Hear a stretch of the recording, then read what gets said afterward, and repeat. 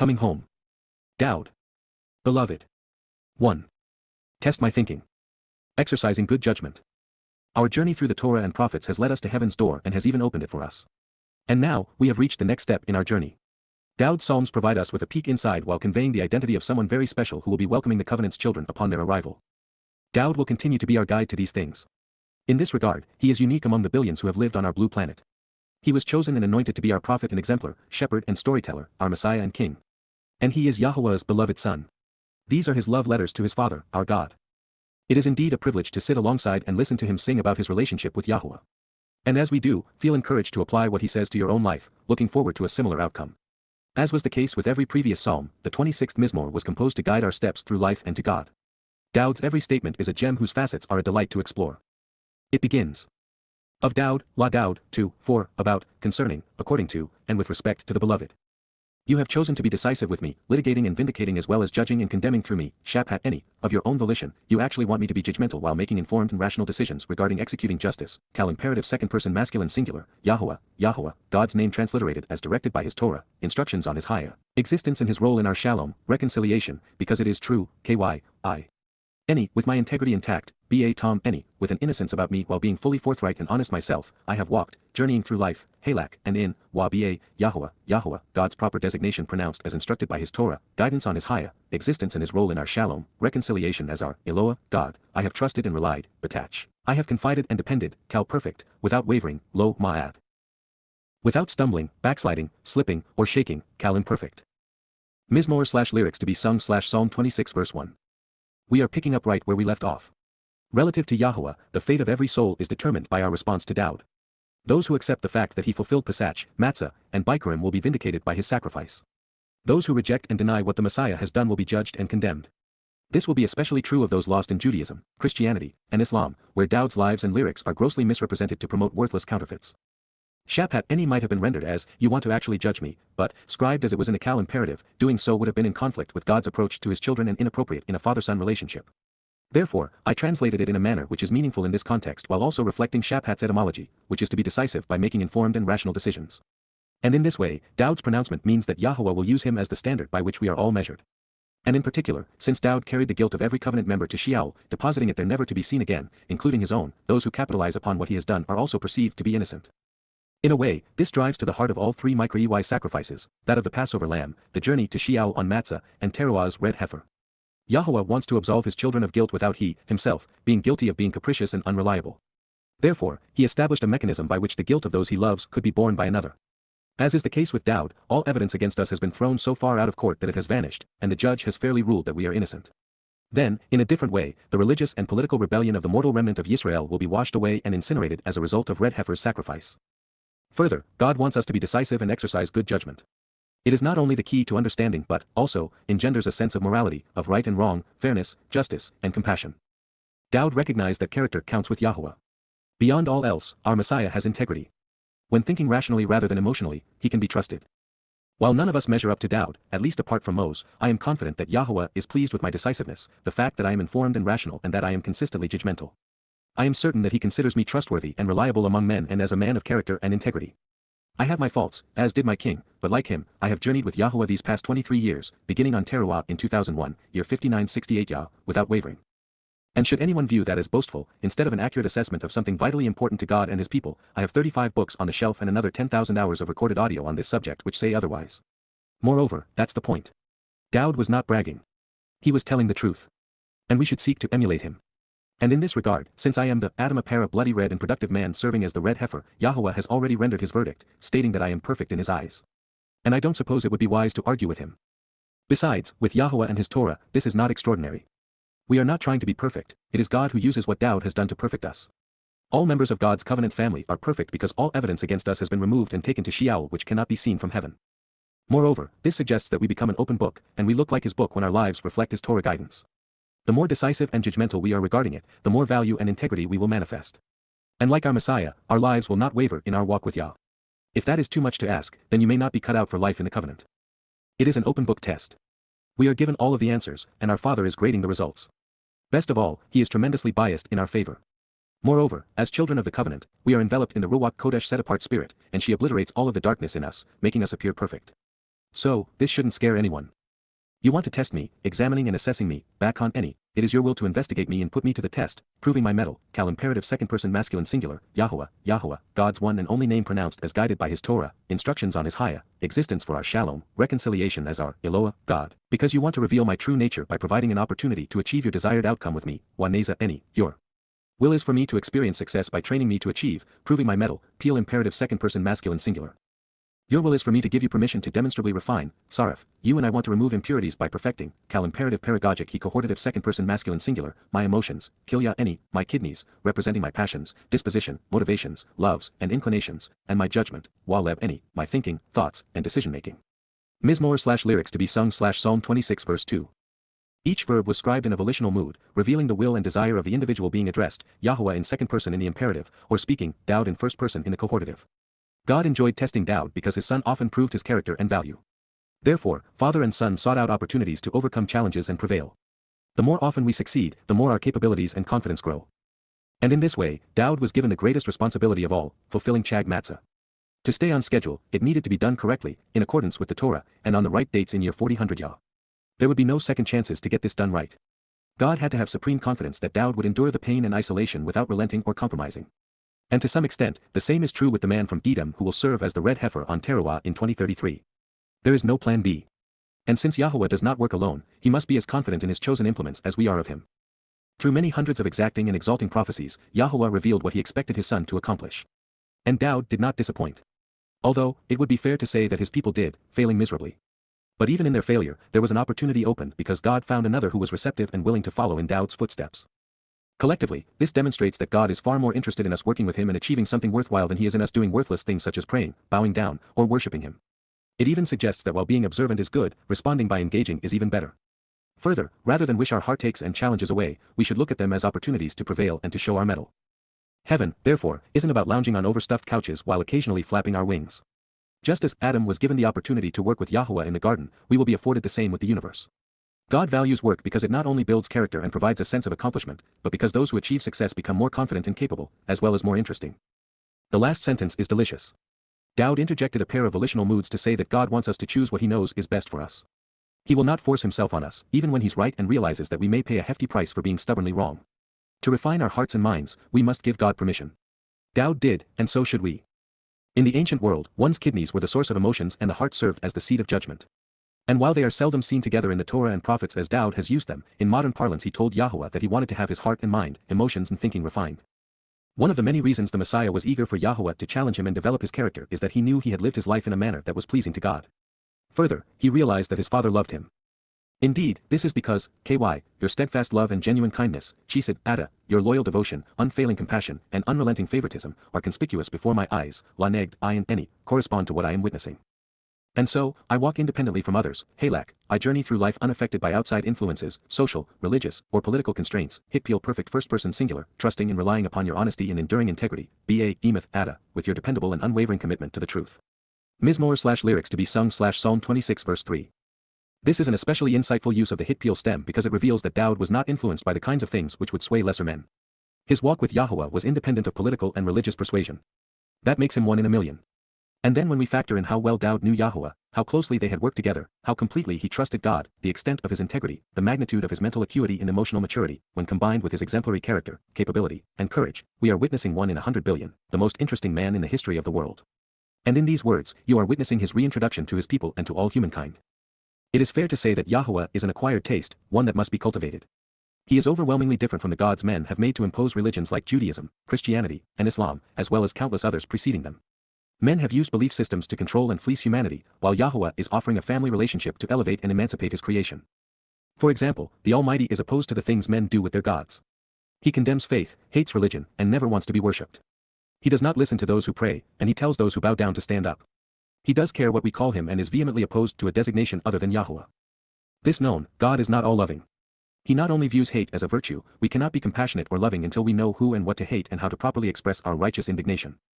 God repeatedly affirms that he has inspired and authored a single witness, one he revealed over the course of 1,000 years. It is in writing and is comprised of his Torah guidance, Nabi, prophetic revelations, and Mizmor-inspired prose. He even provides a test so that we can know for certain what is truthful and reliable as opposed to what men have contrived. Yahowah does not want to save everyone and would prefer to have a personal relationship with one in a million. He has no interest in being popular. He is not the God of the majority. And while he is pro-choice and pro-life, he is anti-religious, apolitical, and non-conspiratorial. He does not compromise, ever. God plays favorites. We were obviously not created equal, and equal opportunity is a myth. More often than not, Yahowah chooses those with whom he wants to develop a relationship. From there, how we proceed is our choice. Yahowah wants to be our Father, not our Lord. He is so adamant about this, God uses this title, Lord, to describe Satan. There is no such thing as human rights. Men and women are animals, albeit with a seldom used neshama conscience such that very few think their way to God. Our souls are mortal and most cease to exist after death. There is no such thing as bodily resurrection as is touted in Christianity, Judaism, and Islam. It would be counterproductive, even if possible. Yahowah is not making it easy for us to know him, to accept his invitations, to engage in the covenant family, or to comprehend how every detailed stroke of his portrayal of man over the past 6,000 years fits together to form a single portrait of perfection. The reason that there are 35 volumes under the Yahowah brand averaging over 600 pages is because there is a lot to learn, and even then, to transition from knowing to understanding, we must find or be shown the appropriate connections between things. And only then can we form a relationship with Yahowah that is consistent with the conditions he has set forth. While God created the universe and gave us life, he is not obligated to share it or prolong it apart from his Berith and Micro-EY, where he is honor-bound. Unlike humans, when he chooses to curtail the life of troublesome individuals to protect his family, there should be no complaints because they wouldn't have had a life to squander without him. Therefore, the extinction of the overtly political, religious, conspiratorial, and militant, especially the anti-Semitic, will occur appropriately and without apology. If you prefer a God with softer edges, who is more forgiving and tolerant, even more popular, a God who is offering salvation and decadent rewards based on irrational beliefs or hostile behaviors, then Yahowah isn't for you. If you want the extent of your God offered up in a sound bite, a slogan, or a confession of faith, you should look elsewhere. If you want your God to be more like you, then consider Judaism, Christianity, Islam, or progressive politics. But let me be emphatic on this point, I know Yahowah and I love him. The more I have come to understand who he is, what he is offering, and what he expects in return, the more I have come to trust and rely upon him. When it comes to our walk with God, Yahowah wants our halak to be hitpeel. And yet, in spite of Dowd's declaration, Judaism has this backward. For the religious, halakha the way has become a set of laws which control every aspect of the lives of the Jewish people. So, while Christians have contrived a religion out of plundering Dowd, Judaism has risen by ignoring Hamashiach. Everything that is important to Yahowah is Kodesh set apart, special, uncommon, and thus unpopular. It is why God will never be associated with any religion, political party, cultural tradition, or societal custom. This is one of life's greatest ironies. The institutions which claim to be right based on their popularity are all wrong as a result of it. The religions which claim to control access to God actually preclude it. The realization that we must be set apart from societal, religious, and political influences to approach Yahowah should not be surprising because it is the first thing Yahowah asked of Abraham.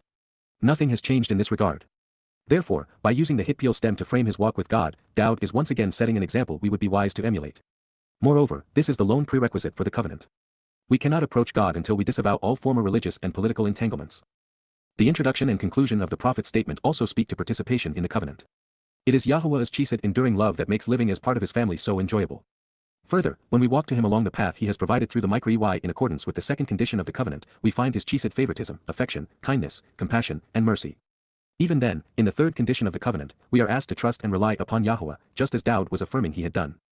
Providing us with tangible examples of how he went about his independent and unaffiliated halak walk in accordance with the hitpeel stem, Dowd explains.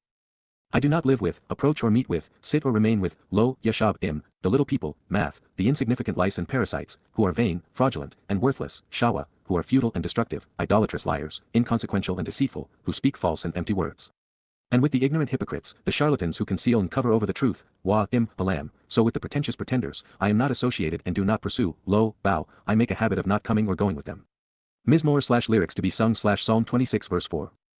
I love this about Yahowah and his son, Dowd. They have no time for or interest in hypocrites and charlatans. They are not trying to debate or save the religious or the political. While they condemn them individually and collectively through their testimony, they never approach them or engage with them. They do not associate with the religious or political either. I abhor and shun, saying, I hate, loathe, and detest, responding adversely to, the assembly, community, and congregation, kahal, the crowd, throng, mob, and company, of immoral and ignorant countrymen, raa, of loud-mouthed citizens who are wrong, evil, distressing, and troublesome. And with the wickedly vexing and condemnable, wa, im rasha, the unethical and unrighteous, I will not live, approach, sit, or remain, lo, yashab. Mizmor/lyrics to be sung/Psalm 26 verse 5. Dowd's verb of choice was brilliant in that the negation of yashab reveals that, by having chosen to walk apart from society's most controlling influences, he avoided the bad actors. He lo, yashab did not reside around, meet with, or have sit-down discussions with the math little people.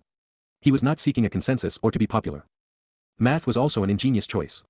The most seldom used word to convey men, specifically, and people, generally comes with baggage. A math is a louse and, in the plural, represents irritating lice and insignificant parasites. I dare say that you'd find them today in Israel as Knesset members and rabbis. The Haredi are parasites, as are many progressives. The Messiah and prophet they refuse to recognize or acknowledge referred to those who influence lesser individuals as shawat vain, fraudulent, and worthless, both futile and destructive. And in this regard, it should be noted that shawah directs our attention to their most deceitful and degrading act, violating the third statement Yahuwah etched on the first tablet, instructing us to never fraudulently diminish the value of Yahuwah's name. Shawah appears twice within it to describe behavior which is eternally unforgivable.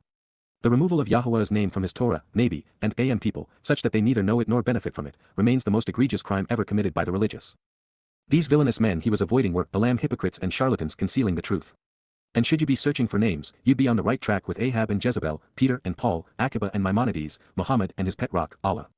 The great infamy of these pretentious pretenders has become evident because they plastered over the truth. Their fame came neither from their reasoning nor their originality but from replacement philology, misappropriating, and counterfeiting. With such men, Dowd remained unassociated. By such men, Dowd was victimized. Against such men, I speak and write. It also appears that, while he could let his hair down on occasion, Dowd may have been a bit of an introvert. Either that, or he preferred Yah's company and disdained that of societal influencers. He saned, loathed and shunned kahal large groups of people who assembled together. The Messiah eschewed political and religious gatherings.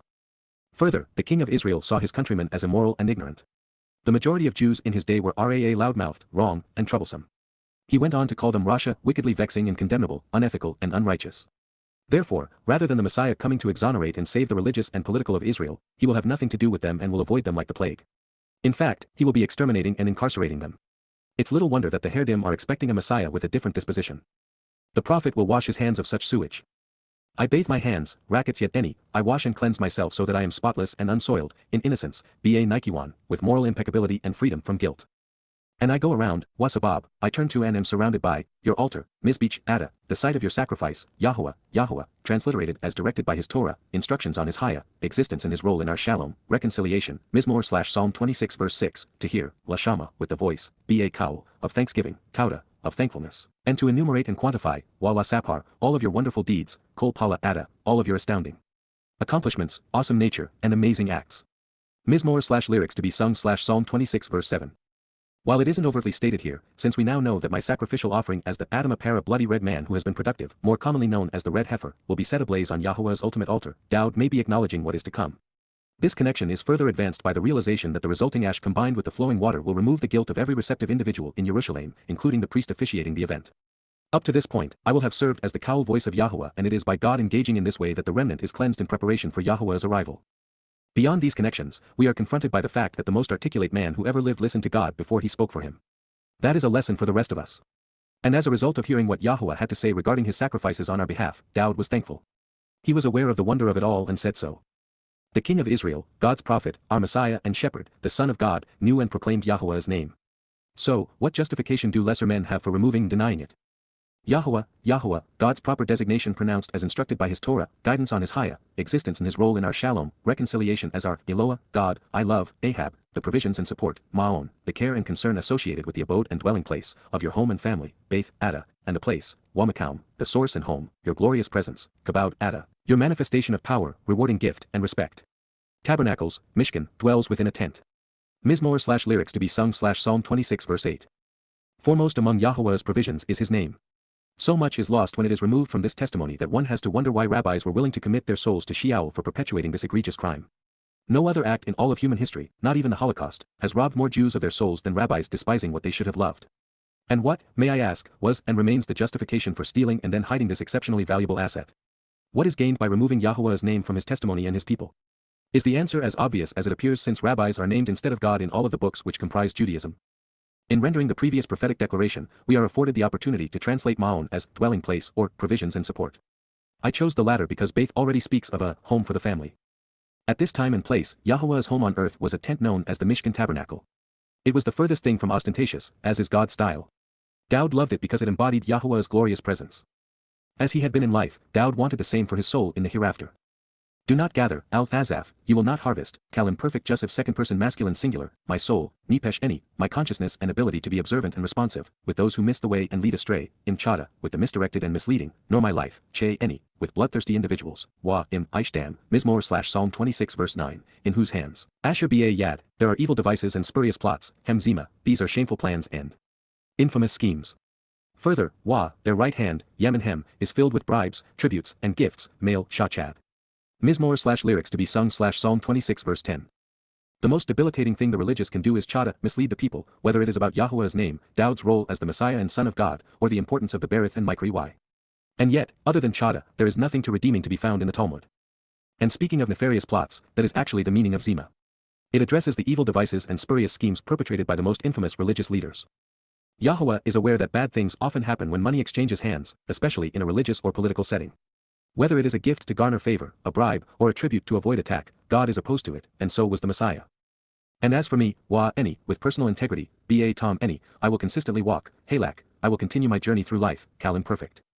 You have chosen to redeem me, you want to ransom me, delivering and rescuing me, Cal imperative second person masculine singular, because you want to preserve my life and to restore and prolong life through me, Wachaya your desire is to extend life with me, from 4Q98a, Cal imperative second person masculine singular. Mizmor/lyrics to be sung/Psalm 26 verse 11. The witness provided by 4Q98a among the Dead Sea Scrolls is important. Rather than reaffirming that Yahuwah loved his son and sought to be merciful to him using Chesed, the oldest extant fragment reads Chaya. Written in the imperative, Dowd stated that Yahuwah wanted to restore, extend, and prolong life through him. And this reaffirms that the Messiah served as the Pesach Isle. Recognizing that Dowd was certain of his redemption, his self-assessment was penned for our benefit. When we are reading the Psalms as they were intended, we set ourselves in Dowd's place, recognizing that when we follow in his footsteps, we can be assured of the same result. Read the above again with me representing yourself and you being an acknowledgement of your father. While we are all a step below Dowd's stature, we can be part of the same family. While we are never going to be the Messiah, we can be God's son or daughter. I am not a prophet, but I can speak of them. We would all do well to study his life and lyrics and follow in his footsteps. My stance, my feet, is to be present, standing tall, ready for evaluation, amad, standing upright and unbowed, appointed in charge, respectful, firm, sustained, and enduring, on elevated and yet level and agreeable ground, mishur, in an upright and just, straightforward and pleasing manner, from to inquire about Yasher, being right, within the assembly, makal, in and among the gathered and assembled, from to ponder the implications of kahal, being together. I will extol, consistently speaking favorably, Barak, I will greet and adore while addressing the benefits of Yahuwah, God's proper designation pronounced as instructed by his Torah, guidance on his Hayah, existence and his role in our Shalom, reconciliation as our Eloah, God. Mizmor/lyrics to be sung/Psalm 26 verse 12. Do you stand tall, above the crowd, present and accounted for, ready for Yahuwah to deploy? Are you ready to have Yahuwah evaluate your contribution to his covenant family? Do you speak favorably of the things Yahuwah has done for you and for his people? If not, it might be a good idea to read this again. Concerning Dowd, Dowd. You have chosen to be decisive with me, litigating and vindicating as well as judging and condemning through me, Shabat Yahuwah, because it is true, with my integrity intact, forthrightly and honestly, have walked, journeying through life, with, Yahuwah. I have trusted and relied, without wavering, Ma'ad. Mizmor 26:1. You want to test me, examining and assessing me, proving my mettle, back on Yahuwah, because you want to reveal my true nature by providing an opportunity to achieve your desired outcome with me, Waneza Your will is for me to give you permission to demonstrably refine, Saraf, my emotions, Kilya and my judgment, Waleb Mizmor 26:2. Indeed, this is because, your steadfast love and genuine kindness, Chesed Ada, are conspicuous before my eyes and correspond to what I am witnessing, Lanegd Ayin And so, I walk independently from others, journeying through life unaffected by outside influences, social, religious, or political constraints, trusting and relying upon your honesty in your dependable and unwavering commitment to the truth, Emeth Ada. Mizmor 26:3. I do not live, approach or meet, sit or remain with, Yashab the little people, the insignificant lice and parasites, Math, who are vain, fraudulent, and worthless, Shawa. And with the ignorant hypocrites, the charlatans who conceal and cover over the truth, Alam, I am not associated and do not pursue, Bow. Mizmor 26:4. I abhor and shun, sane, the assembly, community, and congregation, kahal, of immoral and ignorant countrymen, Raa. And with the wickedly vexing and condemnable, Rasha, I will not live, approach, sit, or remain, Yashab. Mizmor 26:5. I bathe my hands, rackets yet in innocence, with moral impeccability and freedom from guilt, Nike1. And I go around, Wasabab, your altar, Mizbeach Ada, Yahuwah, Mizmor 26:6, to hear, Lashama, with the voice, Kau, of thanksgiving, Towrah, and to enumerate and quantify, Walasapar, all of your wonderful deeds, Kol Pala Ada. Mizmor 26:7.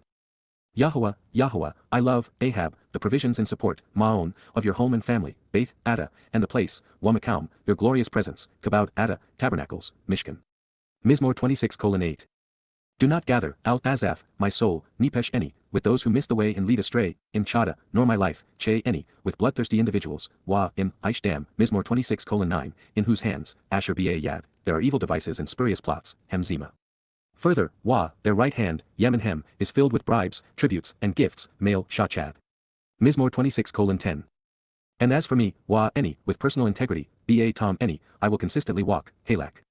You have chosen to redeem me, pada any, because you want to preserve my life and to restore and prolong life through me, wachaya any. Mizmor 26:11. My stance, regal any, is to be present, standing tall, ready for evaluation, amad, on elevated and yet level and agreeable ground, ba mishor, within the assembly, ba makal. I will extol, consistently speaking favorably, Barak, of Yahowah, Yahowah. Mizmor/lyrics to be sung /Psalm 26 verse 12. Yod hey wah hey. Can you say these words and have them ring true in your life? Yahowah, Yehovah, transliterated as directed by his Torah, instructions on his Hayah, existence and his role in our shalom, reconciliation, is my light, illumination, and enlightenment, or any, my freedom, deliverance, and salvation, Wayasha any. So, who should I respect, min my yar, who should I revere? Yahowah, Yahowah, God's one and only name pronounced as guided by his Torah, instructions on his Hayah, existence for our shalom, reconciliation as our Eloah, God, is the protector and fortress, Ma'os, the refuge and stronghold, of my life, che any. From whom should I fear, min my fatchid? Mizmor/lyrics to be sung /Psalm 27 verse 1. Respect is earned. Yahowah has earned ours. So has his son, Dowd. When the most brilliant man in history tells us that Yahowah is brighter still, serving as his source of enlightenment, we should take notice. And that is especially true when Yahowah's light leads to our freedom, deliverance, and salvation. So why would anyone trust someone else, like Paul or Akiba for example? With Yahowah protecting our lives, who is there to fear?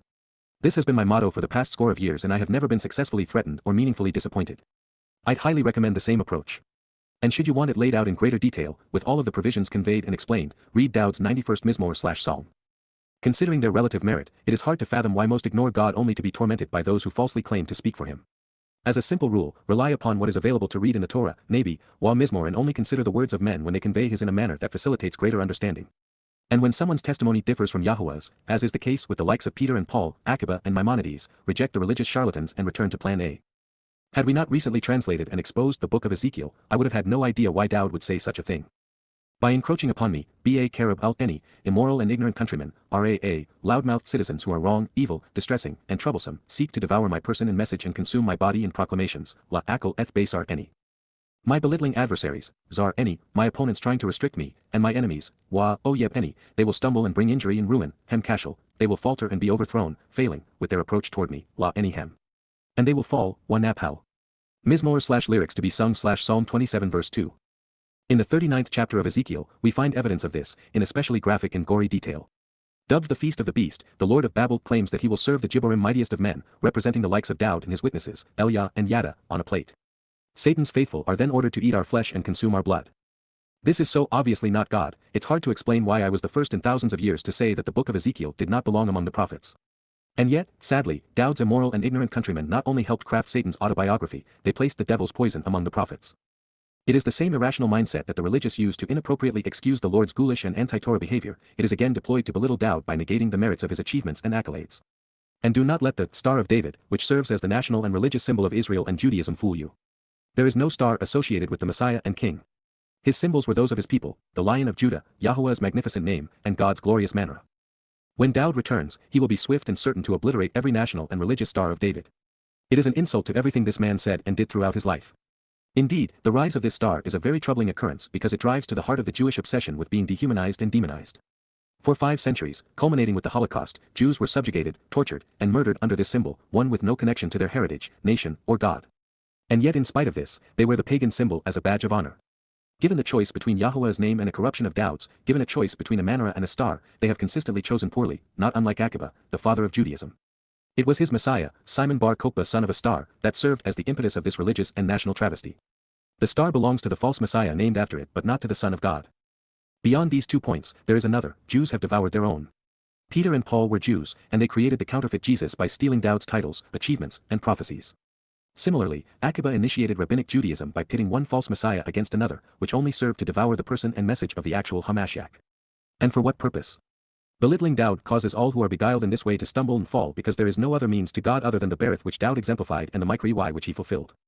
Speaking of the adversary's ongoing assault against the actual Messiah and Son of God, we read, Even with, him being pitched and inclined against me, chana al any mashana, it being like an army besieging me, my heart and thinking, leb any, will not be anxious or apprehensive or show any fear or respect, lo yar. Even if, he is rising up and taking a stand against me, kyum al any, to battle and fight, milchama, against this, ba-zoth, I will remain confident and reliant, any batach. Mizmor/lyrics to be sung/Psalm 27 verse 3. For the past 2,000 years, the world at large has been inclined to mischaracterize what Dowd represents, what he wrote and achieved.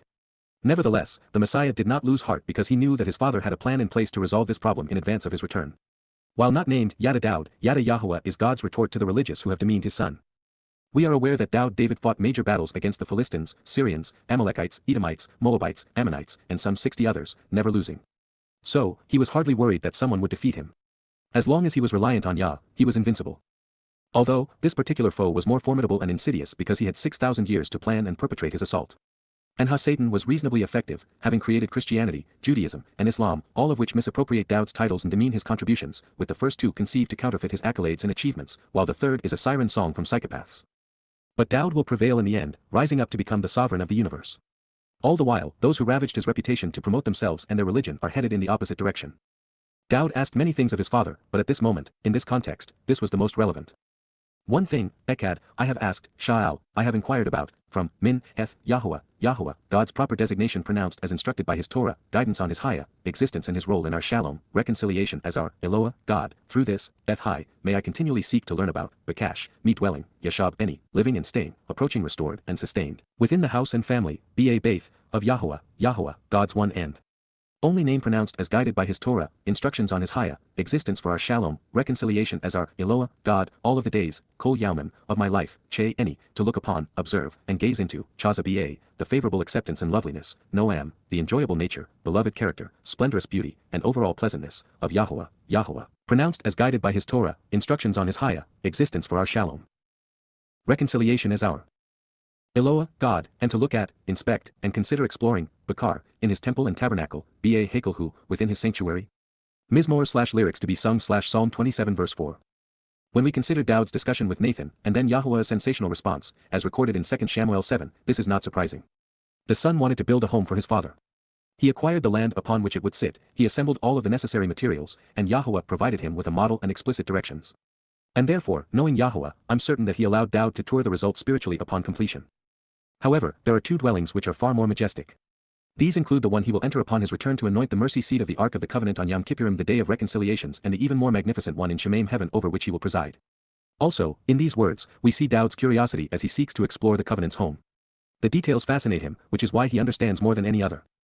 In particular, Dowd wants to enjoy Yahowah's beloved character and pleasantness.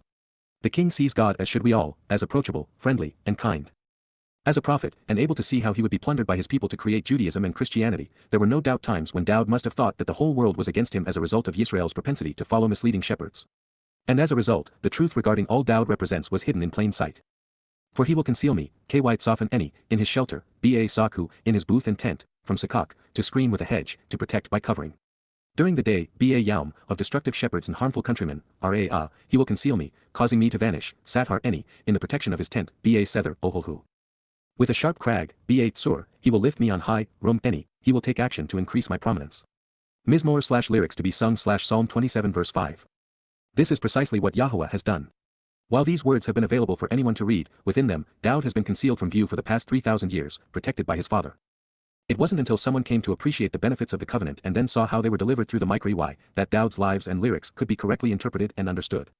And even then, this observant individual had to scrutinize his testimony to the extent that the volitional expressions were properly expressed to accurately assess the story of a father and son's love for one another. Over time, it was just a matter of being open to where his words, and those of God, led and following them to the realization that Dowd volunteered to serve as the Passover lamb and then carry our guilt into Sheol.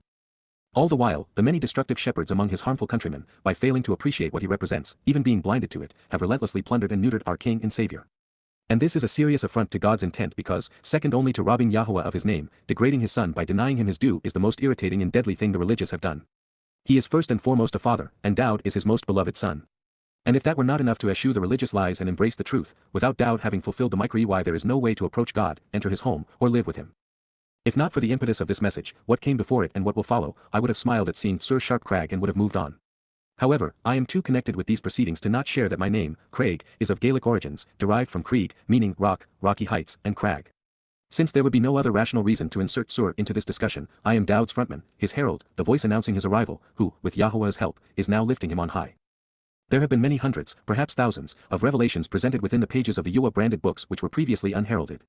The proper pronunciation of Yahuwah's name is foremost among them. But second to it in importance is the realization that Dowd is not only the Messiah, Son of God, and returning King, he served as the Passover lamb to open the door to life in heaven. As God's firstborn, chosen one, and most set apart, no one factors more prominently in Yahuwah's plans, no one is called out by name more often, and no one is afforded this wealth of titles and accolades. The person who comes closest, with 80% as many mentions by name as Dowd's 1,100, is Moses, and he is retired. Dowd is not. And by contrast, none of the rabbis or characters responsible for the conception of Judaism, Christianity, or Islam are addressed, unless it is to condemn them. There is not a single prophecy in which Jesus Christ is named. And that is because Dowd was the lamb and is the shepherd. It is a point lost on both Judaism and Christianity. Found prominently within the pages, and third only to Moses and Dowd, is the king's Sir Sharp Crag. He is introduced as Yada he knows, the Nakri observant foreigner, the Cowl voice, and the Basar herald. He is the Adam min Hadam man from Edom, working as a Malay messenger, an Ed restoring witness, the Chodar fruitful stem, and as the third Zeroah, one cultivating a productive harvest. At times, the allusions to him are as an Egel reoccurring one, a par bull, and then as the Adam a para bloody red man performing as the red heifer. He serves as Nasi, sovereign and Sar prince to Dowd and as the keys, moon reflecting the sun's light. While these pragmatic and descriptive titles aren't nearly as flattering as Dowd's, they are effective at explaining Yada's role, which is all that really matters. And this is why the prophets were so prolific in speaking about him using these expressive terms long ago.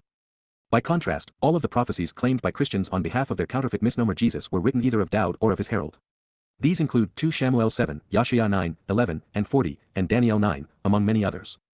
Over the past decade, and throughout an introduction to God, Yada Yahowah, observations, coming home, Babel, God-damn religion, and Twistianity, I have consistently revealed that Dowd is the Messiah, the Son of God, and the returning King. And more recently, I became the first in over 2,500 years to rediscover and announce that Dowd fulfilled Pesach, Matzah, and Bikurim in year 4000 Yah. I suspect that from Yahuwah's perspective, this is the greatest discovery in human history. The stakes are monumental. Without robbing Dowd of his divinely appointed acclaim and his achievements, Christianity does not exist. There is no other basis for the myth that became Jesus apart from what was misappropriated from Dowd. Jesus was nothing more than a crude counterfeit promoted by crooks. He was not the Christ or the Son of God. Simple. Profound. Irrefutable. And without rejecting Dowd and dismissing his acclaim and accolades, Judaism does not exist. And without Judaism, there is no Islam because the Quran was comprised of bastardized Talmud stories. After thousands of years, the failure to recognize that Dowd's God-given titles were stolen and his accomplishments misappropriated keeps the world and word shrouded in darkness.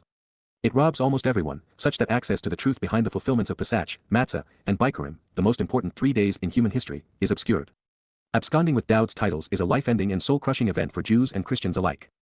What should have been obvious to everyone not blinded by religion or prejudice is that Christianity and Judaism are invalidated when Dowd David is properly credited with what he has achieved. The very nature of the Berith and Micra Ey are understood when viewed from the perspective of his titles, accolades, and accomplishments, and they are negated when disjoined. While rabbis will lie and claim that Judaism dates back to the time of Moses with their oral Torah, the evidence dictates otherwise. Judaism was actually created in the 1st and 2nd centuries CE and then codified in Babylon in the 5th and 6th centuries in response to the growing threat of Roman Catholicism. Quite literally, one false messiah was cast against another.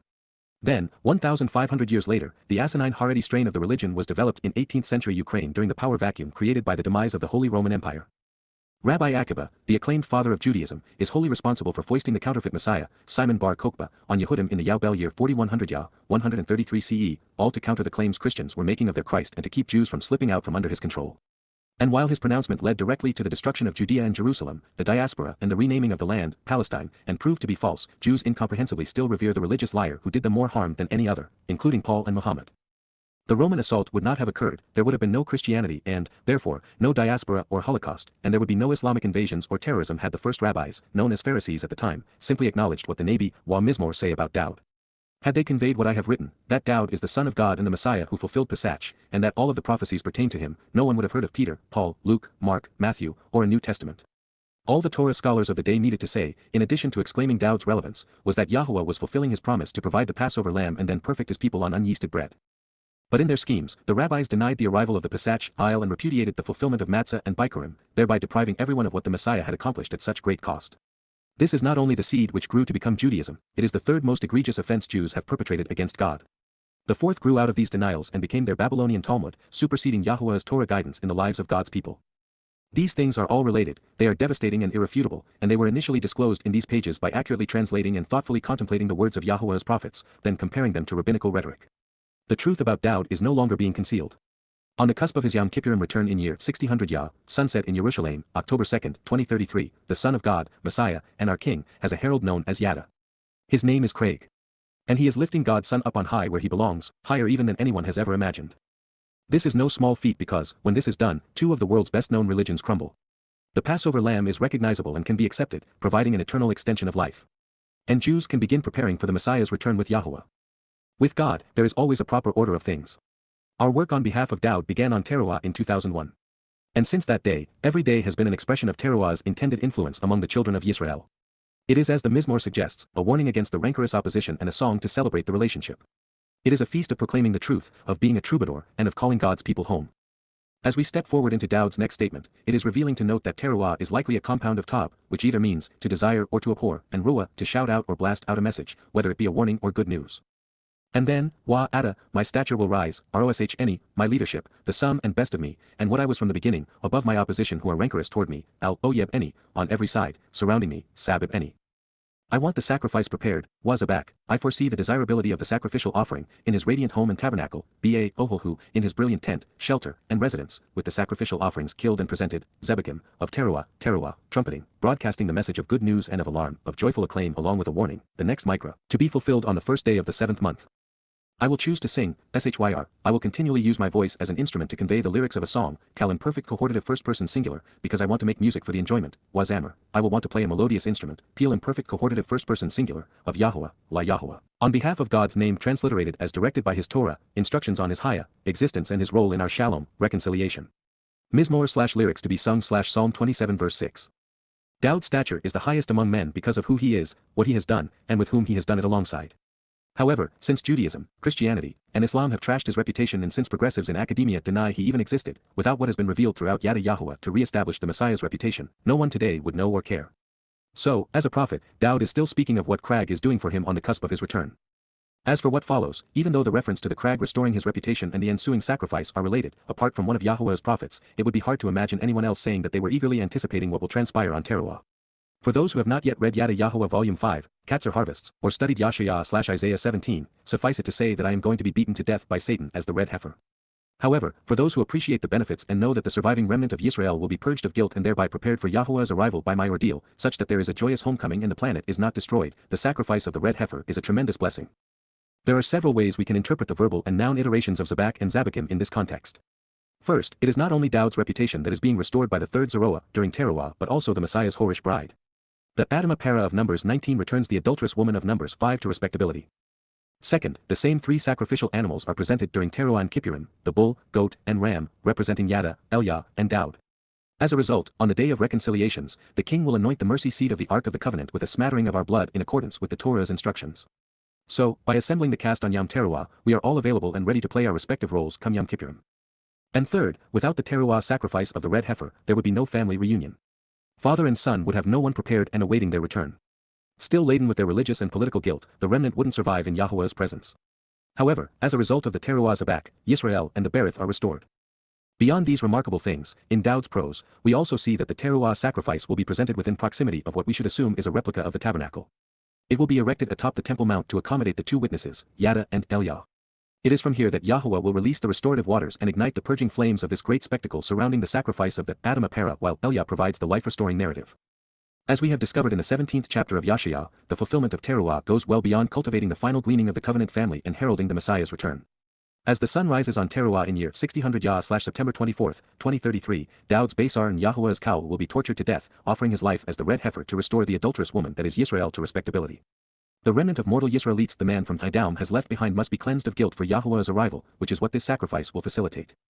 To a significant extent, Yada Yahowah remains the ultimate expression of Teruah in today's world. It is the lone voice of reason calling out in the wilderness of peculiar religious and political agendas. It stands alone, completely separate and apart from Judaism, Christianity, Islam, and progressive Babel. I have been singing Dowd's praises louder and longer than any other besides his father. And I do so because when Dowd is properly positioned next to the Torah, the prophets, the covenant, the invitations to meet, Yisrael, and Yahuwah's return, everything falls into place and makes sense. And until that occurs, anti-Semitism festers, holocausts occur, religions control, Yahuwah remains unknown, and humanity stands apart from God. With Dowd in his rightful place, we can look to our past and accept the Passover lamb.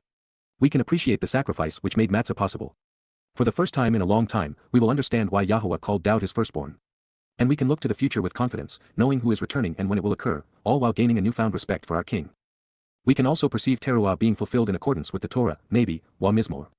We can picture this in the context of Dowd's arrival on Kippurim to anoint the mercy seat of the Ark of the Covenant as prescribed in the Torah and foretold by the prophets to forever reconcile Yahowah with a united Yisrael. Dowd will serve as the Gibbor mighty defender of God's people through Sukkah, when, during the final Mikra, Dowd will become our shepherd and king. That is God's plan and how Dowd reigns in the middle of it. Additionally, by accepting all Dowd represents, we see our God as our Father and recognize that we are his children. We understand that it is the Torah, with its Berith and Mikra, which makes this possible, perfecting the imperfect. We perceive Yahowah as merciful in our salvation and generous in our inheritance. We have footsteps to follow, a life to emulate, a big brother to show us the way, a shepherd to lead us, a Messiah to defend us, a prophet to counsel us, a king to lead us, and a singer to entertain us. And soon, God's people will give Dowd his due. In this light, and as shared previously, we are reading Dowd's psalms correctly when we see ourselves in his words, as someone standing in his footsteps expecting the same result. And so, should you prefer that this prophecy regarding Dowd's herald pertains to you, then make it so. If you want to join us in contributing to the family, we will all openly applaud your effort and welcome your contributions. This known, Dowd is the exemplar of Yahowah's mercy and how it is derived from the Mikra. Your desire is to listen, Shama, you want to hear, Kal imperative second person masculine singular, Yahowah, Yahowah, God's name pronounced as guided by his Torah, instructions on his Haya, existence, to my voice, Kal, any, as I call out, reciting an invitation to meet, Kara, when I issue a summons, reading the welcoming proclamation. You have decided to favor me, Wachan and any, you want to be generous toward me, Kal imperative, and so your will is to be overtly involved, focused upon, and actively engaged with me, to sing with me, to communicate through me, and to respond by providing me as an answer, Wa, Anna, any. Mizmor/lyrics to be sung Psalm 27 verse 7. When this statement is errantly rendered, it can lead the ill-informed astray. Dowd was not asking Yahowah to listen to him because that would be counterproductive at this point. Our relationship works best when we listen to God and then share what we have learned with those eager to grow in their knowledge of him. I have never and will never tell him that he needs to listen to me. But that does not mean he isn't aware of and enjoying what we have to say about his Kara invitations to meet. Instead, this conveys that Dowd realizes that God wants to hear what he has to say. And this is because, more than anyone else, Yahowah loved hearing him sing of how he intended to fulfill the Mikra, Pesach, Matzah, Bikurim, Kippurim, and Sukkah, because these are all celebrations of family. Father and son knew that the sacrifice would be over in a day or two but that the benefits would endure forever. This is particularly important because God is focused upon and engaged with Dowd. He has chosen to communicate through his son. And his preference would be to respond to us the same way. God changed the universe with his son, imagine what he would have done with two. Our Messiah is the answer to so many of our needs and concerns. Simply stated, Dowd is Yahowah's answer to Judaism and Christianity, to God being wrongly perceived as wrathful and mean, to him being thought of as unforgiving, and to having allegedly changed his mind to make a New Testament or Talmud possible. With his first life playing out 3,000 years after the expulsion from Eden, 1,000 years after the introduction of the covenant, 1,000 years prior to the implementation of the three-spring Mikra, and 3,000 years in advance of the fulfillment of the three-fall mode, he is the fulcrum upon which everything pivots, the very center of God's long and compelling story. Yes, indeed. Regarding you, La Ada, my thoughts and judgment, Leb any, my mind and heart, acknowledge, Amar, that you have chosen to call my presence into account, Bakash Pana any, you want to encourage seeking and investigating my appearance, just as you are holding me accountable and responsible. Your appearance, Eth Pana Ada, Yahowah, Yahowah, God's proper designation pronounced as instructed by his Torah, guidance on his Haya, existence, I consistently seek, request, and inquire about, Bakash. Mizmor/lyrics to be sung Psalm 27 verse 8. Dowd is the Anna. He is Yisrael. He is the exemplar of the Berith. He is proof that the Torah Yasha. Dowd embodies what it means to be Tzaddik. He exemplifies what it means to be Dowd. Even though God's son had his moments, and he was far from perfect, with the Torah's provisions, all of this became possible. And so, he is confident in acknowledging what every covenant member knows, but none other than Dowd would have the courage to say. You will not conceal your presence from me for a prolonged period of time, Al Sathar Pana Adam in any, you will not hide your appearance from me on an ongoing basis, hyphal imperfect second person masculine singular jussive. You are not inclined to spread out or elongate frustration, resentment, or displeasure, Al Nada Baf, you will not hold a grievance and turn away in anger for a protracted period, hyphal imperfect, with your co-worker and associate, Ebed Ada. You have been, Haya, my helper, my influential and powerful assistant, Ezra any.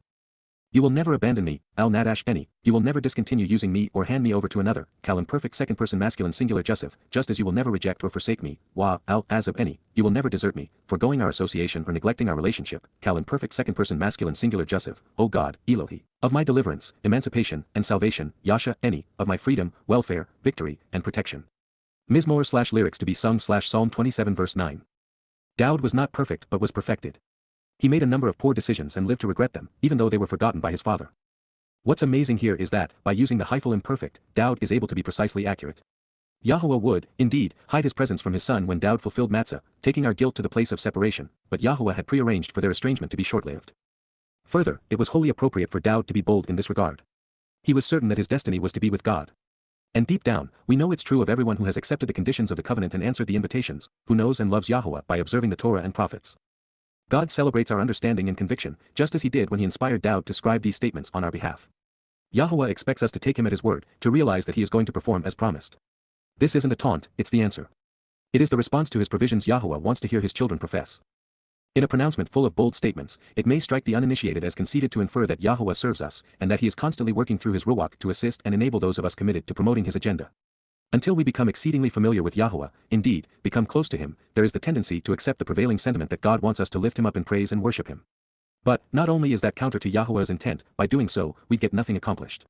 The fact is, God is so eager to work with us and through us, when he finds someone willing to listen and then engage, he provides everything we need to succeed.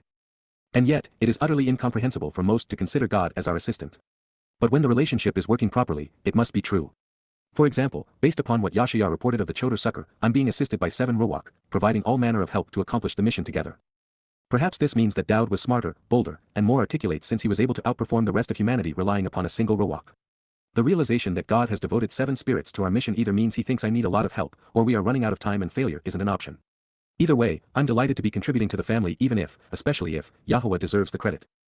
By way of personal example, I have made my share of mistakes, but I make up for it with my passion to correct the record so that the books and broadcasts are right. I am at times distracted, but no one works any more diligently or passionately on behalf of his people. And while I'm frustrated at times for missing important insights that should have been obvious in hindsight, by human standards, the last 23 years have been amazingly productive as a result of what YAHOWAH has contributed to making this possible. As his co-worker, empowered and enlightened by his spirit, I can be like a mini Dowd at times because God sees and celebrates everything we accomplish together while remaining deliberately unaware of my shortcomings. Since no one else was willing, I was afforded the greatest job since, well, ever. This is the most exciting time to serve, and we find ourselves in the best possible place. The countdown is on, and father and son will be here as foretold on Yom Kippurim in 2033. And right now, there aren't enough Yehudim and Yisraelites who know them to make the reunion possible, much less as rewarding as it is intended. So, with so much at stake, with so little time remaining, with so few, if any, alternatives, God's all in. Just as he was with Dowd, he's never going to give up on our relationship.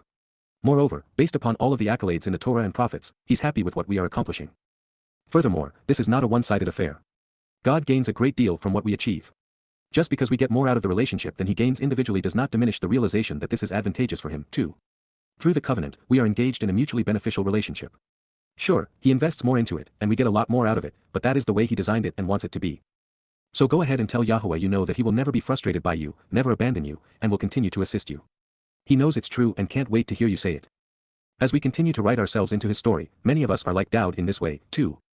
Indeed, it is true, KY, my father, Eni, and my mother, Eni, had rejected and forsaken me, as Eni, they had abandoned me, deserting me, Cal perfect, but, YAHOWAH, God's one and only name pronounced as guided by his Torah, instructions on his YAHOWAH, existence for our Shalom, reconciliation as our Eloah, God, having taken me in, will always be with me, Eni, he will always bring me home and receive me, gathering me in as in a harvest, Cal.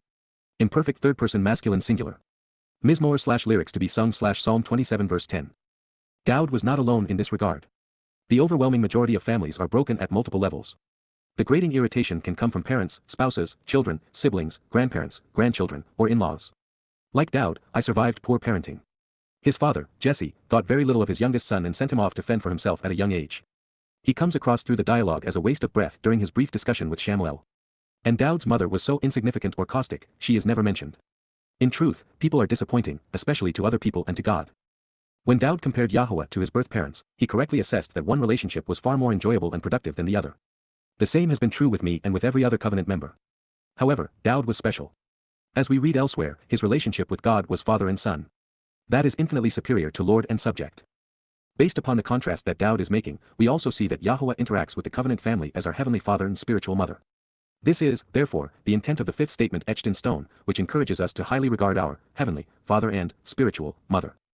The Son statement affirms that YAHOWAH is not only dependable, but he's also welcoming. He is waiting for us with open arms. Once covenant, always family. This serves to reinforce the covenant's lone prerequisite. We are asked not only to walk away from the Babel of religion, politics, and societal traditions but also from our Father's house. This is symbolic of leaving the family of man to be part of the family of God. As we take a closer look, we find that the primary meaning of Azaph is to gather and collect as in a harvest. Throughout the Torah, Azaph is an ingathering. It is associated with Bikurim, Shabuah, and Teruah. So, Dowd is addressing the three harvests of saved souls associated with the YYV, and particularly with Teruah, which he has just mentioned by name, and on Kippurim, when he will return. As we move forward and see that, once again, Dowd is using Yahuwah's name, I would encourage everyone to continue to follow in his footsteps. When we do as he does in the Mizmor, we endear ourselves to God. Be careful, however, not in speaking Yahuwah's name but in the context you convey it, as well as your acceptance of others who use it. There have been numerous religious and conspiracy cults whose leaders have misappropriated the transliterations disclosed within the Yahuwah branded books. Using God's name to promote such idiocy is an unforgivable sin, resulting in a guaranteed one-way trip to Sheol hell. No amount of sex, power, or money is worth it. Do not do it, and do not be fooled by those who do. This includes the so-called black Hebrew Israelites. They are among the most pathetic and anti-Semitic morons in the long history of religious charlatans. Ignoring Yahuwah's name is akin to circumcision in a way. Being circumcised will not open heaven's door, but being uncircumcised will close it for a man. Rejecting Yahuwah's name will bar entry to the Berith and to Shemaim. However, since even Satan knows Yahuwah's proper designation, it does not guarantee admission. He covets it as if it were his own, and yet, his fate is to be eternally separated from Yahuwah. As we learned long ago, the proper pronunciation of Yahuwah can be discerned by examining other commonly used Hebrew words containing the same vowels. They are found in Haya, the verb Yahuwah used to introduce himself to us in the Torah. There are 1,000 similar examples revealing how each letter is pronounced, including the name of Israel's current prime minister, Netanyahu. Even the verb, yara, which serves as the actionable root of Torah, is helpful. You want to guide and teach me, yara any, your desire is to instruct and direct me, making me aware of, hyphal imperative second person masculine singular, your way, Derek any, your path, Yahuwah, Yahowah, God's name transliterated as directed by his Torah, instructions on his Haya, existence and his role in our Shalom, reconciliation as our Eloah, God. Your will is to reliably lead me, Wanacha any, you have chosen to create the opportunity to guide and direct my movements in a trustworthy and dependable manner, Cal imperative second person masculine singular, by the upright and level, correct and straightforward, agreeable and elevated, ba mishor, just and fair, straight and right, approved and pleasing, route, arch, way, path, conduct, manner, and thoroughfare leading to one's destiny in life, on account of, Laman, due to, my adversaries, sour any, those in opposition to me. Mizmor/lyrics to be sung/Psalm 27 verse 11. Good parents guide and teach their children. It is among the most enjoyable aspects of the relationship and is not by obligation. In this regard, Yahuwah serves as a perfect example. If seeking his will for your life, reread what Dowd just stated. The path to Yahuwah is clearly demarcated, straightforward, approved, pleasing, correct, and singular. The 7-mode micro-EY work in conjunction with the Berith to bring Yahuwah's family to Shemaim. We also know from reading Yashayah that God would deploy the cowl voice of the king's Basar herald to prepare Yisrael to walk along this upright and straightforward, elevated highway to him prior to his arrival. And we are aware that it will whisk the remnant of Yisrael away from the tormenting Arabs, who, as Muslims, have been so ruthlessly adversarial. In the process of walking away from the religious, political, and societal Babel of man trusting and relying upon Yahuwah by observing the terms of his covenant, we are perfected when we enter through the doorway of life on Pesach, leaving our faith behind when crossing the threshold of Matzah to become God's children on Bikurim. On this day, we are enriched, empowered, and enlightened by our Heavenly Father and spiritual Mother. And we are ready for emancipation, leaving the physical world during Shabuah and Teruah so that we can be home with family. And as a result of the sacrifice of the Adam Apara on the morning of Teruah, Yahuwah's remaining people will be reconciled prior to his return on Kippurim so that they can camp out with our Father during Sukkah in conditions similar to those experienced in the garden. That is the way. In the battle between religion and relationship, between the path to God and the ways of man, between right and wrong, Dowd was and will be our most competent combatant. And by fighting for the things which please his Father, he knew that he would prevail. You have decided not to give me over to, Al-Nathan Neba, you, by choice, are committed to never allowing me to be subject to, Cal imperative, the soul of my adversaries, who would diminish, belittle, constrain, and negate me, Nepesh Zar any, who, indeed, will have risen up and become established to take a stand, Ky Kyum, against me, Ba any, to bear false witness, provide deceptive and misleading testimony and commit fraud, Ed Sheker. They exude, Yafak, they breathe and fan, injustice and oppression, immorality and ignorance, wrongly plundering, terrorizing, and destroying, chamas, violence and cruelty. Mizmor/lyrics to be sung/Psalm 27 verse 12. Through his continued use of the imperative mood which conveys volition in the second person, it becomes increasingly evident that Dowd knew the will of God. And since we seek it, this is yet another benefit of reading his Mizmor/Psalms. By using Nepesh soul at this juncture, we realize that Dowd ascribed the ongoing problem of debasing him to an individual in league with others. Nepesh was singular while Zar was plural. In other Mizmor, and through other prophets, the identity of the person most responsible for degrading Dowd is provided. His name is Shaul, whom Christians know as Paul. His initial attack against Dowd, where he undercut the Messiah to buoy the myth of a Christ, occurred in Galatians, Christianity's inaugural document. Paul committed fraud of the worst order when he deliberately provided misleading and deceptive testimony. And as a result of his malignant rhetoric, countless millions of Jews have been oppressed and plundered by billions of ignorant and immoral Gentiles. Should you be interested in knowing more about what Dowd was condemning, please read Appalling, Towerless, Devil's Advocate, Incredible, and Philology in the Twistianity series. It is, therefore, the religious who have been the most adversarial to God's chosen one. They needed to usurp his credibility to create the pretense of legitimacy. It is true that, lo, I am certain, knowing that it is established, verifiable, and true, aman, that I will witness and reveal, la-raba, the fairness and appropriateness, tub, the beneficial qualities, of Yahowah, Yahowah, God's proper designation pronounced as instructed by his Torah, guidance on his YAHOWAH, existence and his role in our shalom, reconciliation as our Eloah, God, in the land of the living, ba Eretz Chaim. Mizmor/lyrics to be sung/Psalm 27 verse 13. He was a prophet and a son, so he knew both statements were true. Yahowah's personality is attractive and a relationship with him is beneficial. He is both fair and good. We know that the Son of God witnessed his future because he wrote extensively about it, describing his fulfillment of Pesach, Matzah, and Bikurim in painstaking detail. And when we listen to what Yahowah had to say about his son throughout the prophets, it becomes readily apparent that Dowd was aware of what was going to happen over the next several thousand years. Therefore, the Messiah understood that by his fulfillment of the Mikra Yahowah could be fair while delivering the benefits of the Berith.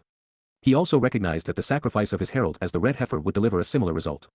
Therefore, having witnessed what was going to occur while still in the realm of the living, Dowd wrote about what he knew was certain, verifiable, and true. As a prophet, of course, Dowd's confidence surpassed all but a score of other men. And while ours cannot currently reach this same level, it can come close because we not only have his testimony to rely upon but also other prophets like Yashaya, Yirmiah, Zechariah, Hosea, Chabakkuk, Yoel, and Malachi. Collectively, they offer tremendously valuable insights, a consistent explanation of our past and future, and so many fulfilled prophecies that with some effort, we can know a great many things for certain. The more we read, the closer we look, the more we will come to know. And as we think our way through what Yahowah has revealed, and make the proper connections, we will come to understand who God is, what he is offering, and what he expects from us in return. And with comprehension comes confidence. These are attributes Yahowah admires in us. You should choose to confidently place your expectations toward a beneficial result, looking forward, kawa, of your own volition favorably anticipate the gathering in, Peel imperative second person masculine singular, to, Yahowah, Yahowah, God's one and only name pronounced as guided by his Torah, instructions on his YAHOWAH, existence for our shalom, reconciliation as our Eloah, God.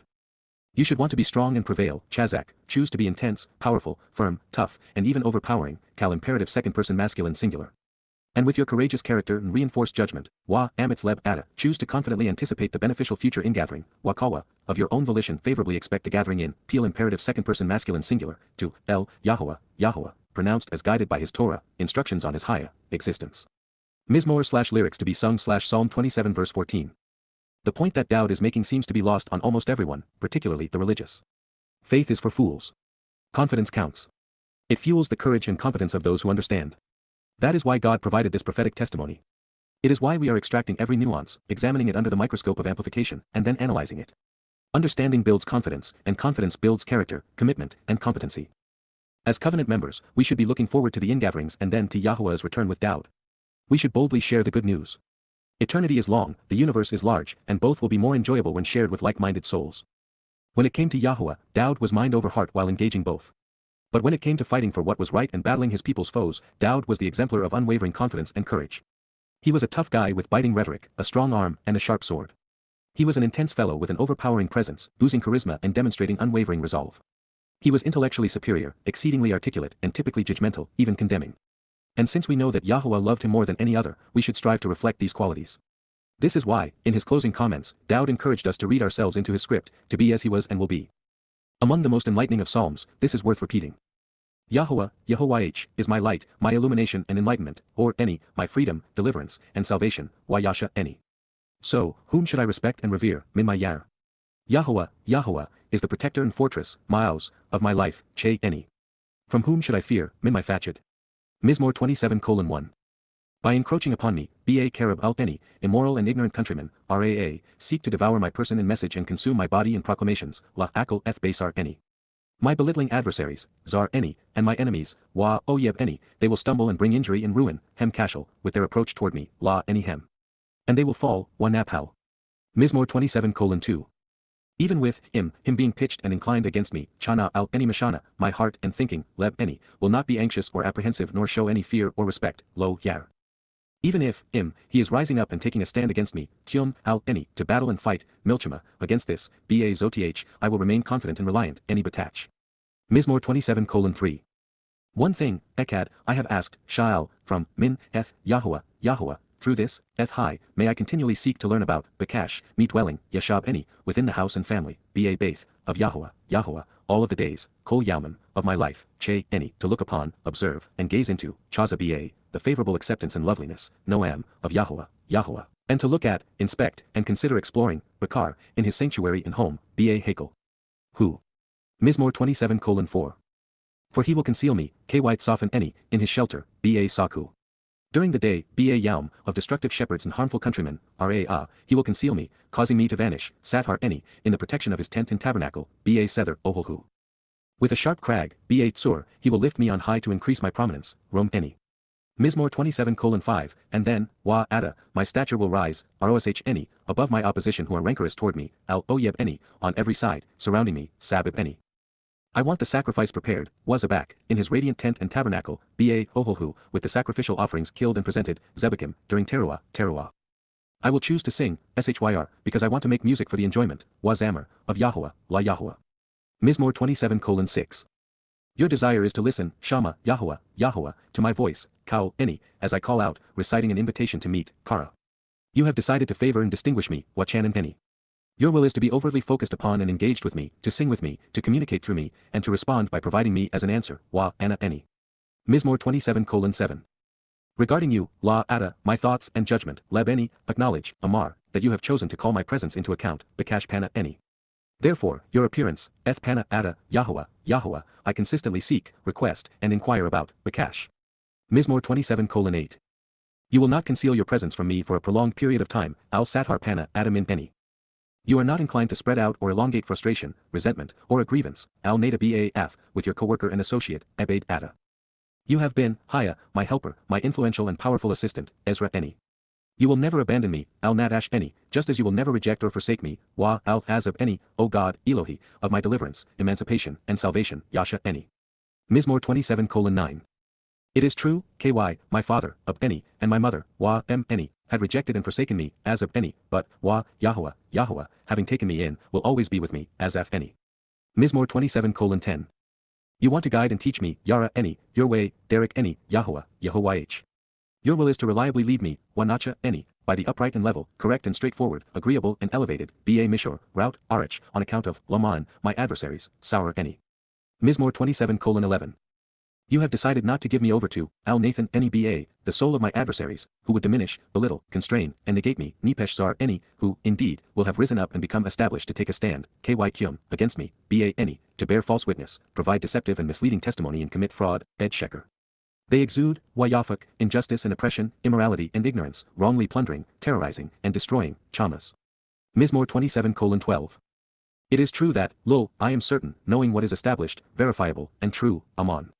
I have looked upon and witnessed, even revealed, La Raba, the goodness and fairness, the appropriateness and attractiveness, Tub, of Yahowah, Yahowah, in the land of the living, Ba, Eretz Chaim. Mizmor 27:13. You should choose to confidently place your expectations for a beneficial result, looking forward, Kawa, to, El, Yahowah, Yahowah. You should want to be strong and prevail, to be as tough as you are intense, Chazak.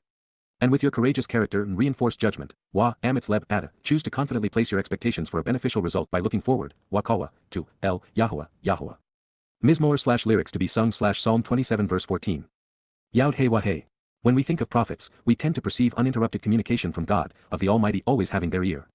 In actuality, they were like the rest of us. They had families and responsibilities.